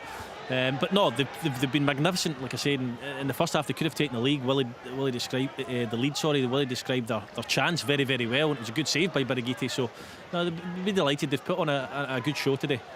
Derek, we're talking about the Edinburgh Derby tomorrow, looking at it from a Hibs perspective. But as a former Hearts player, you must be delighted with the job Robbie Nielsen's doing there. Well, it's phenomenal. And when the results was coming in the other night, you know, it just shows you how good a job that Robbie has done. I watched the games in the Championship where he was criticised unfairly. He had to play a certain type of football first of all to get out of the Championship. You know how competitive it is, but in the Premier League, you know, and what he's had to deal with, you know, and we all spoke about it, the injuries, but he still puts a side out that are good on the eye as well.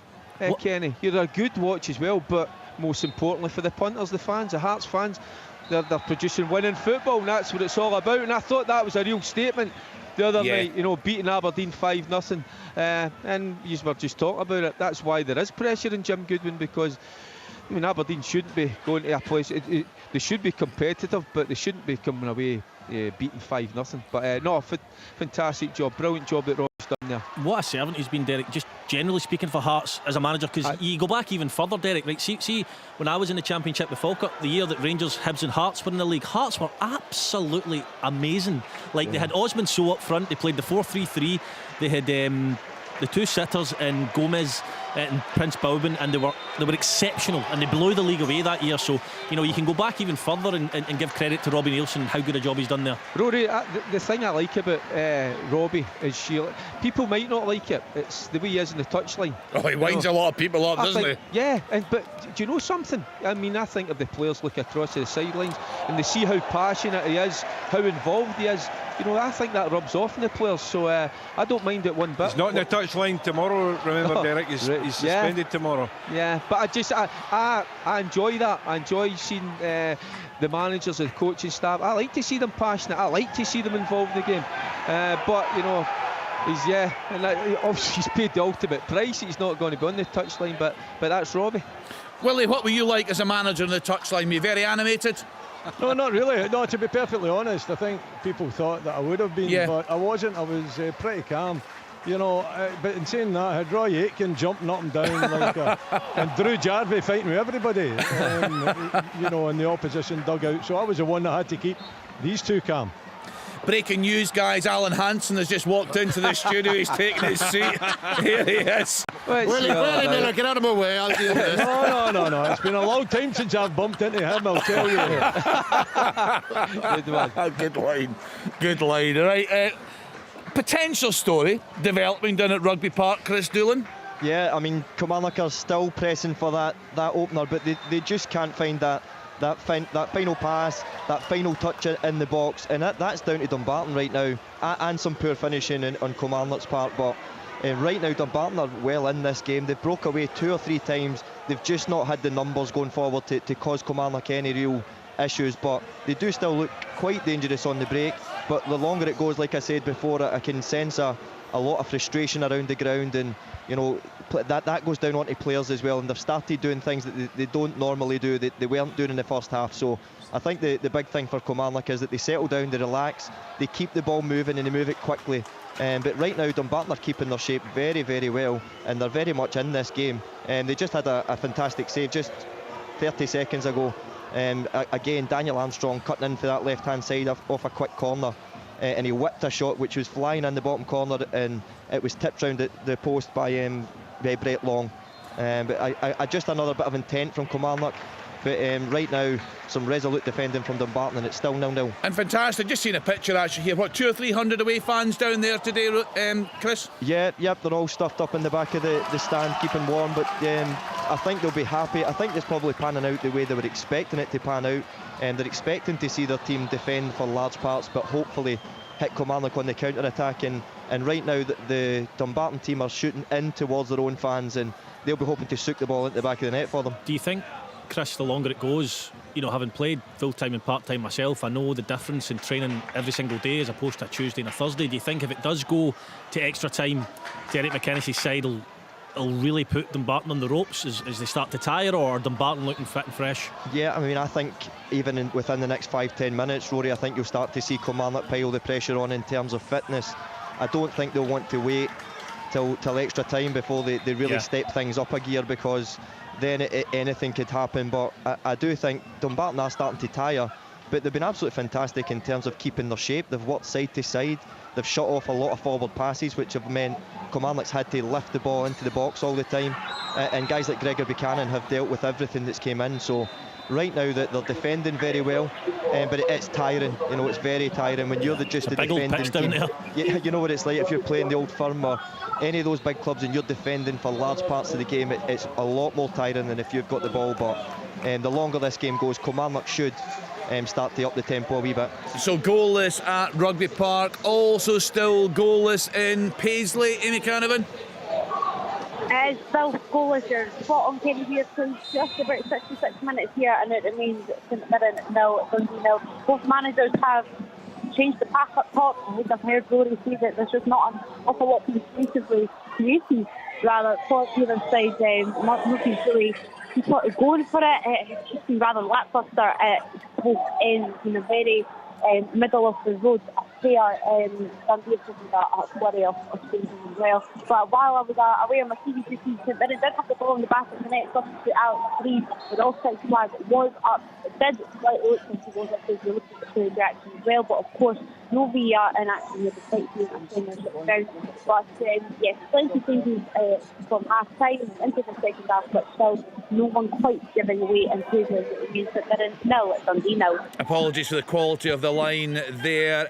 Annan Athletic now 3-0 up against Bonnyrigg Rose. Max Kilsby on 74 minutes. In the English Premier League, Southampton 1, Aston Villa 0. What a player this boy is. James Ward-Prowse with a goal there on 63 minutes. Tom English, you still feeling confident about your prediction? No big shocks today? Yeah, I mean, I want a shock. Yeah, absolutely. I want a shock. I just couldn't see one. You give us all a shock with that shout from earlier, Tom. Just to provide my own shock. But we thought Stenhousemuir, and they were going great guns in Livingston in 7 minutes, but it was just turn on the goals. Dumbarton obviously doing really well at Killy. Arbroath, I mean, still only 1-0 to Motherwell, so it's and I think University of Stirling it's 2-0, but they are really acquitting themselves outstandingly well there against, I think, a Dundee United team who are kind of hitting their stride a little bit. It's been a brutally hard season for them, but I think the confidence is beginning to come back into Dundee United. So that'd be a good win for them too. There's a lot of quality there, and Fletcher's been a great signing. Huge experience, a lot of good players. There's a World Cup player there. There's international players there. Who's impressed you in that United side today, Willie? I mean, it's been a good team performance. Generally, I think McGrath has been prominent. He should have had the first before he actually scored. He was right through. He's always been that threat, getting himself forward. Stephen Fletcher, for me, the positions he takes up in the box, his general all-round play, the fact that he holds the ball up really well, brings other players into play, but inside the box I think his movement's really difficult to pin down, and he set up the first goal with a really intelligent header. So I think these two probably would be the pick of the bunch, but all round they've played some neat and tidy football, very controlled football, and as Tom said, they look a confident side just now. I think when you're playing against a university team like this and they're doing extremely well in the first half, you maybe get a little bit anxious, but they didn't do that. They kept passing the ball, they kept moving it, although I thought maybe a little bit pedestrian at times. But once you got the goal just before half time, that's turned it round, and they've dominated the second half. 2-0. I think their form since the break as well will be a concern for Motherwell and Kilmarnock and Ross County as well. Willie said before the game they'd made 5 changes, but he's not sure that weakened the team. Don't think any team around that area of the league could say the same if they made 5 changes. So I think that will be a concern for the teams in and around them, and I do feel that they will pull away from the pack, Dundee United, and be okay. Falkirk have gone 2-1 up away to Alloa. Ruben Barrell with a goal there on 77 minutes, and in League 2 it's now Annan Athletic 4, Bonnyrigg Rose 0. Tommy Goss with the second of the game there on 78 minutes. Derek Ferguson, what's happening at Firhill? Next goal's a winner, in my opinion, Kenny. There's a little bit of a lull, and it's been expected because it's been frantic with a lot of quality, I've got to say, in the game. So we're going into the last 11, 12 minutes. There's been a few substitutions from both managers, but I think I don't know, it's one of those, are they going to hold back a little bit, with the thought of getting into extra time? And it's one of those as well, I don't know if Rory will agree or some of the other guys, you wonder if they start thinking about extra time, the players, and they start to hold back a little bit. Or do you have the other mindset of saying, listen, we've got 10 minutes, let's go for it, let's put the throttle down and really have a go? But at the moment it's just a little bit kind of subdued, and but just looking for a little spark that might settle it. But this has got the looks as if it's going into extra time, Kenny. I think I totally agree. I think as it ticks closer to that final whistle, you think more about, we can't lose this now, as opposed to let's maybe go and win it. So extra time potentially is going to be inevitable in that one, but Dunfermline will fancy their chances, I would imagine. Like I said, Jimmy Craig's done a great job there, and it's always a little boost to have a cup run alongside your league form, especially if your league form's good. You never know, but the question is, Derek, Heater with you, are you prepared for extra time? Absolutely. I know there's a game on at 5:30 that I would like to kind of have a wee look at, but no, this has been a good game. A right good cup tie. That's what you want. Two good sides, and individually, you look at Fitzpatrick. I know Tiffany's off. I love watching Tiffany. Bannigan in the middle of the park. Whiting's a quality player, so some chances. I like the boy Kyle McDonald plays on the right-hand side. Oh yes, it's the third goal. It's Glenn Middleton that gets it. A long ball through the middle. It bounces for him. The goalkeeper, Ben Fry, comes out. He's in no man's land. He just lifts it over the goalkeeper's head, and it trickles into the back of the net. It's the third for United. Very good performance on the home side there. Liam Fox will be delighted with that. Perhaps it'll give them a boost, get them up the league table. It's a real battle at the bottom of the table. Motherwell, another side involved in that. Brian McGolkin there ahead, still at Gayfield. Yeah, 7 minutes left and it's still Motherwell leading by that early goal from the Mandron after 26 minutes it was. Another good chance here for Motherwell. Kevin Van Veen's been brought on to try and bolster the attack, but they just can't break through and get that, what would probably be a killer second goal for Motherwell. But this game is now starting to swing from end to end. Dick Campbell is from his seat in the main stand, the cold brew stand. He's urging his players forward. So yeah, it's going to be quite a nervy 6 or 7 minutes still to go here to Gayfield, where it's Arbroath 0, Motherwell 1. Alloa 1, Falkirk 2, Arbroath 0, Motherwell 1, Dundee United 3, University of Stirling 0, Hamilton Accies 0, Ross County 0, Kilmarnock 0, Dumbarton 0, Partick Thistle 1, Dunfermline 1, St Mirren 0, Dundee 0, Stennismuir 1, Livingston 3. As Derek touched on there, 5:30 kickoff, St Johnstone against Rangers earlier. Celtic 5, Morton 0. Celtic, as you'd expect, convincing winners, but no doubt another big talking point in that game relating to VAR. It'd be fantastic if we could get some sort of explanation as to why Kevin Clancy gave that penalty in League One. Peterhead 1, Clyde 0 in League 2 and in 4. Bonnyrigg Rose 0, Leeds Fife 1, Stranraer 3, and in the English Premier League it finished Liverpool 0, Chelsea 0. It's Bournemouth 1, Nottingham Forest 0, Leicester City 2, Brighton 1, Southampton 0, Aston Villa 0, and in that huge game West Ham 2, Everton 0. Let's then go round some more of the grounds. Hamilton Accies against Ross County there for us. Kenny Cropper, what's happening, Kenny? Still 0-0 in this one, 83 minutes gone, Kenny, but a little bit of a peak in action in terms of Accies fans. They've been singing Accies, Accies, because Lucas Debola just had a shot that just went rising above the bar. It was their first shot on target for quite a while, and it's raised the spirits here amongst the home crowd. Lucas Debola is on loan from Newcastle United. It's quite a quiet game up until this point, but Ross County have brought on a few more subs as William Akio has a shot deflected and straight into the arms of Ryan Fulton. David Cancola's on. I mentioned Jordan White was on, and William Akio, the Sudanese winger, is on as well. But still 0-0 here, and I should say Andy Ryan is on for Hamilton Accies. He scored a hat-trick in the last round against East Kilbride for Accies, and he also won goal of the round with a brilliant chip from about 30 yards. So let's hope his introduction means that there might be a bit more goal threat.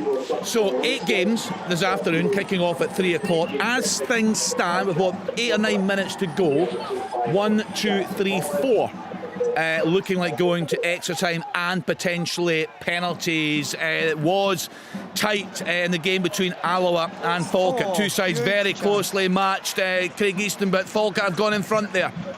Yeah, it's been very tight here, Kenny, and there have been chances for both teams in this second half. It's Falkirk that have looked more composed in possession. Their perseverance has paid off. In the 30th minute, just after the second half, they got a goal, and it was really a really good cross from the left-hand side. It was Callum Morrison put a really dangerous cross in, and it was the substitute Ruman Burrell. He attacked the ball in the air. His powerful downwards header was good enough to beat Jay Halegarth in the goal. And you know what? Alloa are now throwing the kitchen sink at it as well. Connor Salmon, there was a ball bouncing around in the area. Connor Salmon, the one they wanted to be on the end of it, had a toe poke, and somehow PJ Morrison has managed to get down to his left-hand side and make a save for Falkirk to keep Falkirk in the lead 2-1. Thanks to Craig. Tom, you were saying earlier, the onus is now on the SFA to get this sorted, come out and explain these decisions. A former ref has just messaged me there and said they will never voluntarily come out and talk about these decisions. It is now an absolute farce. Yeah, farce. Sorry, it's my newspaper background. Save. Peter Pollitt should have made it 4, right through, left foot, favoured left foot. He blasts it straight at the goalkeeper. What a chance, what a miss. Still 3-0. What you have now, and you're just proven it, you've got current and past referees briefing journalists throughout games of decisions that referees are making. So why, okay, it's the Wild West. Why are current referees doing it? Are they unhappy? I think, yeah, look, I don't want to go into that because I've spoken to a number of them and it's all confidential. I think Do it. I think. What would Michael Stewart say? Desperately trying to find that's weak. That's weak. That's lazy. Lazy. That's lazy. Rory was saying that Kenny Clark, when we had him on 2 weeks ago with Michael, Kenny Clark, I think, got 2 words out before Michael said, "That's lazy, Kenny. That's lazy." I think the confidence levels are desperately low. Yeah. I don't know how many of them would like the opportunity to explain decisions. I think some would. I mean, there was a referees meeting at the start of the week, and I think they need to come out and have some clarity, some transparency, or an attempt at it to try and explain decisions. Several examples were raised at that meeting of mistakes that have been made. Absolutely, and there's a bit of kind of. You hear from the authorities, everything's okay, or if the problems are just they're teething problems. It's not. I think it's more fundamental than that. It is when you hear the referees talking about it.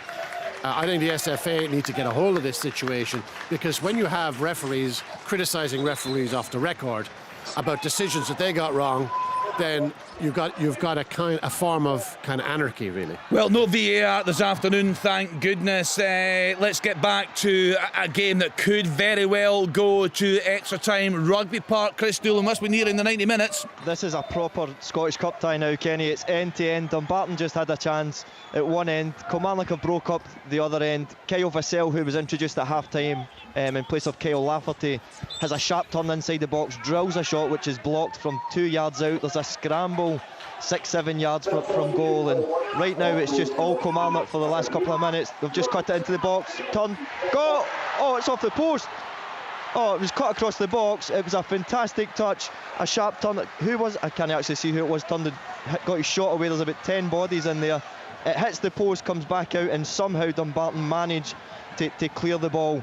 And right now it's a proper Scottish Cup tie, Kenny. It's still 0-0. Sounds a classic. We don't actually have the pictures of that one coming into the studio. Any sign of a winner? Derek Ferguson at Firhill? No, it's been pretty poor, I've got to say, Kenny, in the last 5 minutes. It's what I thought. I was saying to Rory there, except there's an acceptance that they're going to go to extra time instead of having that mindset, let's go for it. A lot of mistakes, a lot of slackness. Tiredness as well, for 80 minutes of this game it's been excellent, but I've got to say last 5 minutes has been poor, and I'm thinking it's because the guys are thinking about extra time. Yeah, that could very well be the case. No doubt that there's not going to be extra time. Is there, Stuart Kettlewell, Stennismuir against Livingston?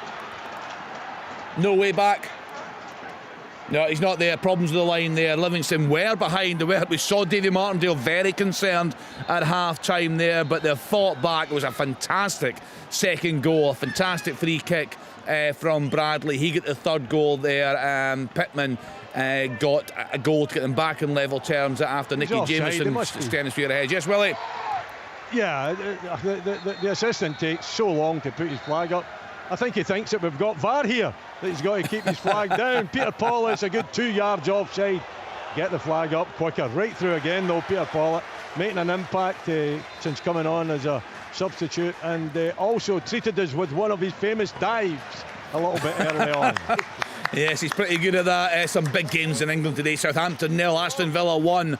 Ollie Watkins there in 77 minutes. What a turnaround it's been for Aston Villa. Nottingham Forest have equalised 1-1 now away to Bournemouth. Sam Sturridge there on 83 minutes. Brian McLaughlin, what's happening at Gayfield?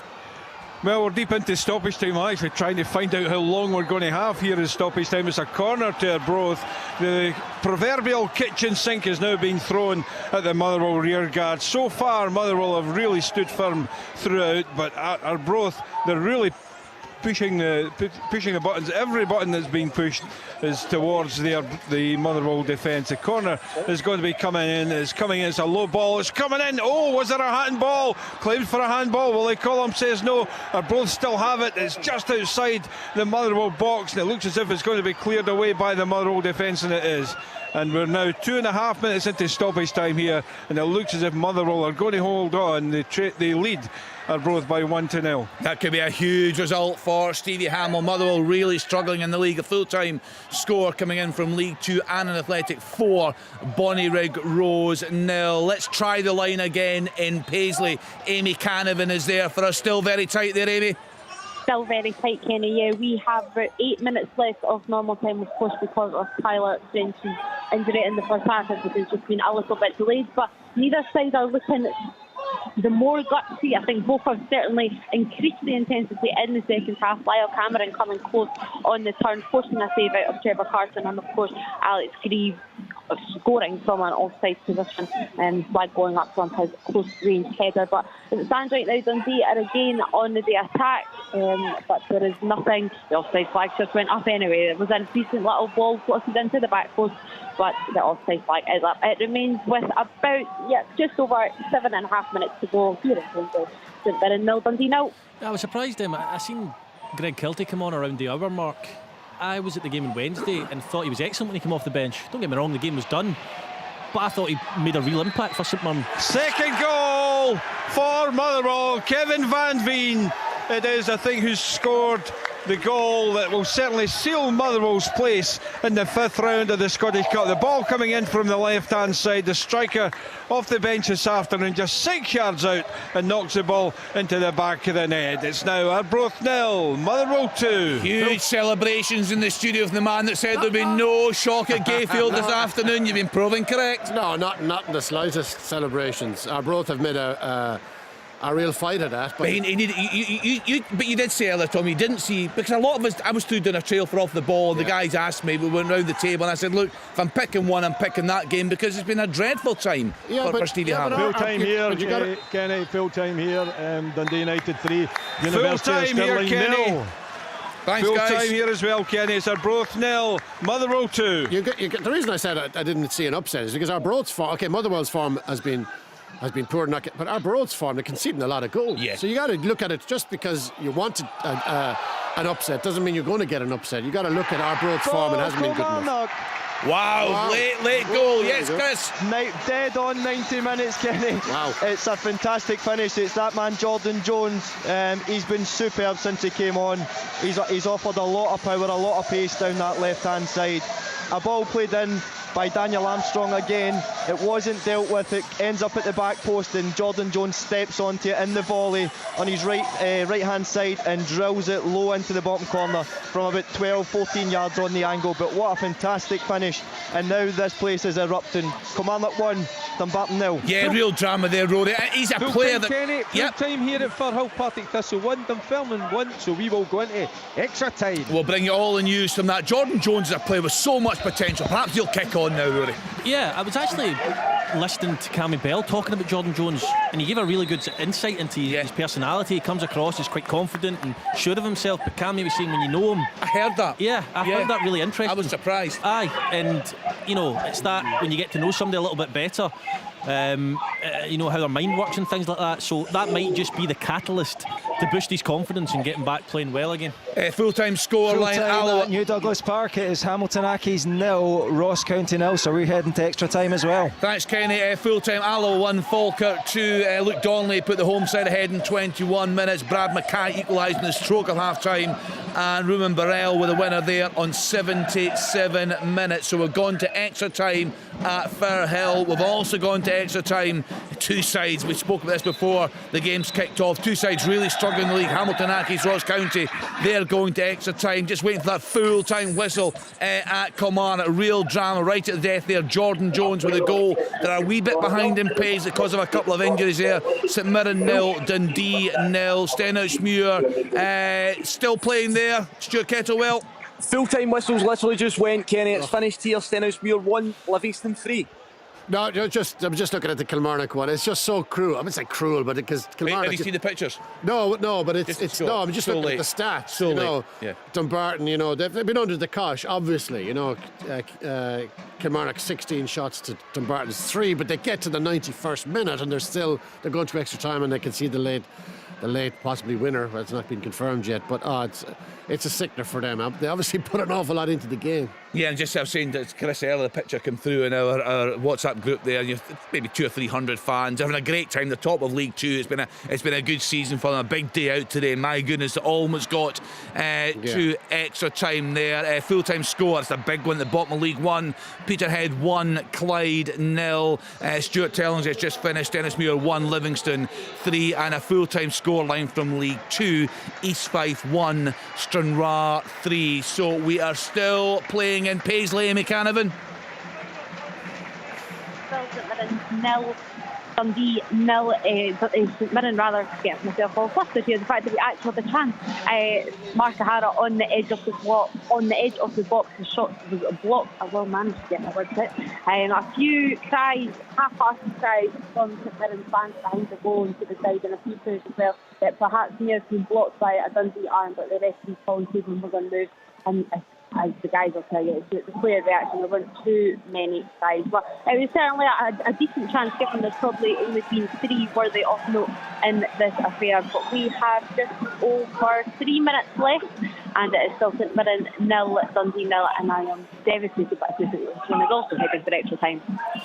It looks like we're giving Tom a lot of praise potentially for his predictions. However, at the top of the show I did say that Dundee and Dunfermline stood a really good chance of progression, and don't get me wrong, I could get 0 from 2, but I'm still on for 2 from 2 also. Absolutely. I mean, Dundee, it's been quite a strange season for Dundee, hasn't it? That we're on a good run, and that defeat at home to Arbroath, but you'd still see them as one of the favourites to get up, wouldn't you? You would, and people often have this discussion. Whilst St Mirren, I think if they win their game in hand, go into the top 6, is there a lot of difference between the bottom 6 and the top flight and the top 6 and the Championship? And I think if you were to send a Partick Thistle or any side at the kind of the top end of that division, Inverness, etc., to St Mirren, I think they would find it a difficult game, St Mirren.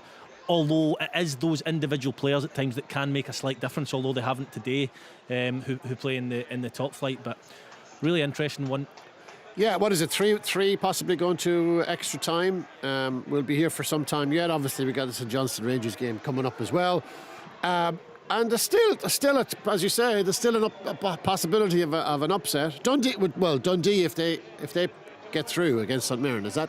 Well, we asked that when you were getting your coffee, Tom, and Kenny decided to be kind and say that if Dunfermline and Dundee were to get through, your prediction would still stand. I think so. That's very kind. I think so. We spoke earlier on about that huge game in the English Premier League. It's finished West Ham United 2, Everton 0. Can Frank Lampard survive this result? It's been a dreadful time. We saw the big protests. As Tom was saying, a lot of the directors can't even go to the games now. The money they have spent. Yeah, but this is English football. The money, like in Scotland, every pound is a prisoner. Even if you're Celtic and Rangers, these signings, if Celtic and Rangers are spending 2-3 million on a player, it has to work. He has to work. Down there you can say spend 10-15 million, and if it doesn't work you go, well, we'll buy another one for 10 or 15 million, and another one. Totally different league up and here. Everton have just hurled money at them. Thrown money at you. Is a full-time whistle gone at Rugby Park yet, Chris? Not yet, Kenny. As you've just came to me, it's just blown the full-time whistle now, and it's finished at Rugby Park. Kilmarnock 1, Dumbarton 0. Wow, I mean, all credit to Dumbarton, you'd have to say. The 91st minute, Jordan Jones with the goal there, but Dumbarton, as I said, they're having a very, very good campaign. Just looking at the League 2 table, they are 4 points clear of Stirling Albion. Stirling do have a game in hand, but there's a bit of a gap back to the third place side, Elgin City and Annan Athletic. Just to give you the scorelines, the full-time scorelines from the lower leagues. League 1, Peterhead 1, Clyde 0. Just looking at that League 1 table. So Clyde now 1 point adrift of Peterhead at the bottom there, and into League 2.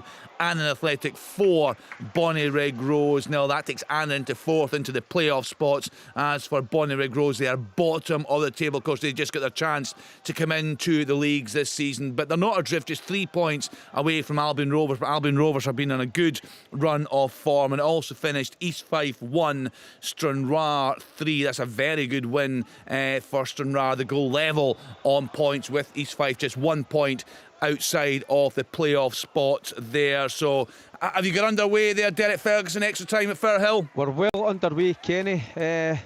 Not bad. Saturday night up the West End. A little bit of football. Change days, eh? It's actually okay. And I tell you, it's a lovely night for football. Yeah, it's cold, but it's still no wind. Playing surface is decent. So, and it has been a good game up until that last 10 minutes. So hopefully the teams will go for it.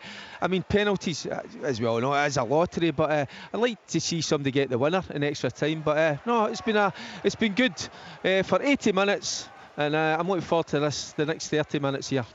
So just waiting. So Hamilton Accies against Ross County. That one has gone to extra time. I've just heard from Derek Ferguson. It finished Partick Thistle 1, Dunfermline 1. Benedictus with the opener from the penalty spot on 42 minutes. Aidan Fitzpatrick with the equaliser for Thistle on 51 minutes. Stennismuir 1, Livingston 3, Alloa 1, Falkirk 2. As I said, Hamilton Accies 0, Ross County 0. Kilmarnock, that late goal. That game has finished. Jordan Jones on 91 minutes beating Dumbarton by a 1-0. A wee bit behind. We're just waiting for the full-time whistle to go in Paisley to see if they're also heading for extra time. Willie brought us news of a convincing win for Dundee United. 3-0. They beat the University of Stirling. Asisby Heach with the opener right in the stroke of half-time. The second from Jamie McGrath on 68 minutes. Glenn Middleton on 81 minutes. But real credit to University of Stirling. 1,000 fans made the journey through there today. A great video they posted during the week with well-wishers from the likes of Sir Alex Ferguson, Craig Brown, Lillian Thuram. There's a real mix in there. Ede Muirhead as well. Earlier today, Celtic 5, Morton 0. And a game that a few of us thought could be a shock today finished Arbroath 0, Motherwell 2. A double from Michael Mandron there, 26 and 94 minutes. Still playing in Paisley. Have they just finished there? Aye. Just finished, yeah. Final whistle's just gone, and unlike Derek's game, which sounds like it's been pretty entertaining, I don't think the fans around Paisley have got their money's worth today. So I think it's just a case of, for both managers, team talk will be, look, let's just get through the tie. Right, so here's what's happening on sports. We have 3 games that have gone to extra time. Hamilton Accies against Ross County, that finished 0-0. Partick Thistle 1, Dunfermline 1. Derek saying they're well underway there. And the full-time whistle has just gone. We've seen the players getting the team talks from the respective managers there in Paisley. It finished at Mirren 0, Dundee 0. And our second commentary of the day is coming up at 5:30. It's St Johnstone against Rangers. Really interesting backstory there. It's been going on all week, Tom. Just the St Johnstone fans. I mean, at one point midweek, I was saying about 300. That's all the home fans had bought because of protests over the pricing. Yeah, it's a protest over the pricing, but also that they've given 3/4 of the stadium over to Rangers, and it's about communication. The way this has been communicated to the St Johnstone fans has left a lot to be desired. They've kind of alienated an awful lot of dyed-in-the-wool St Johnstone fans by doing this. It's an example of how not to do it. Kick-off coming up from McDermott Park. That's a 5:30 start, and we'll keep you updated on the 3 games in the 4th round of the Scottish Cup that have gone to extra time. That's all coming after the BBC Radio Scotland news at 5 o'clock. On digital radio,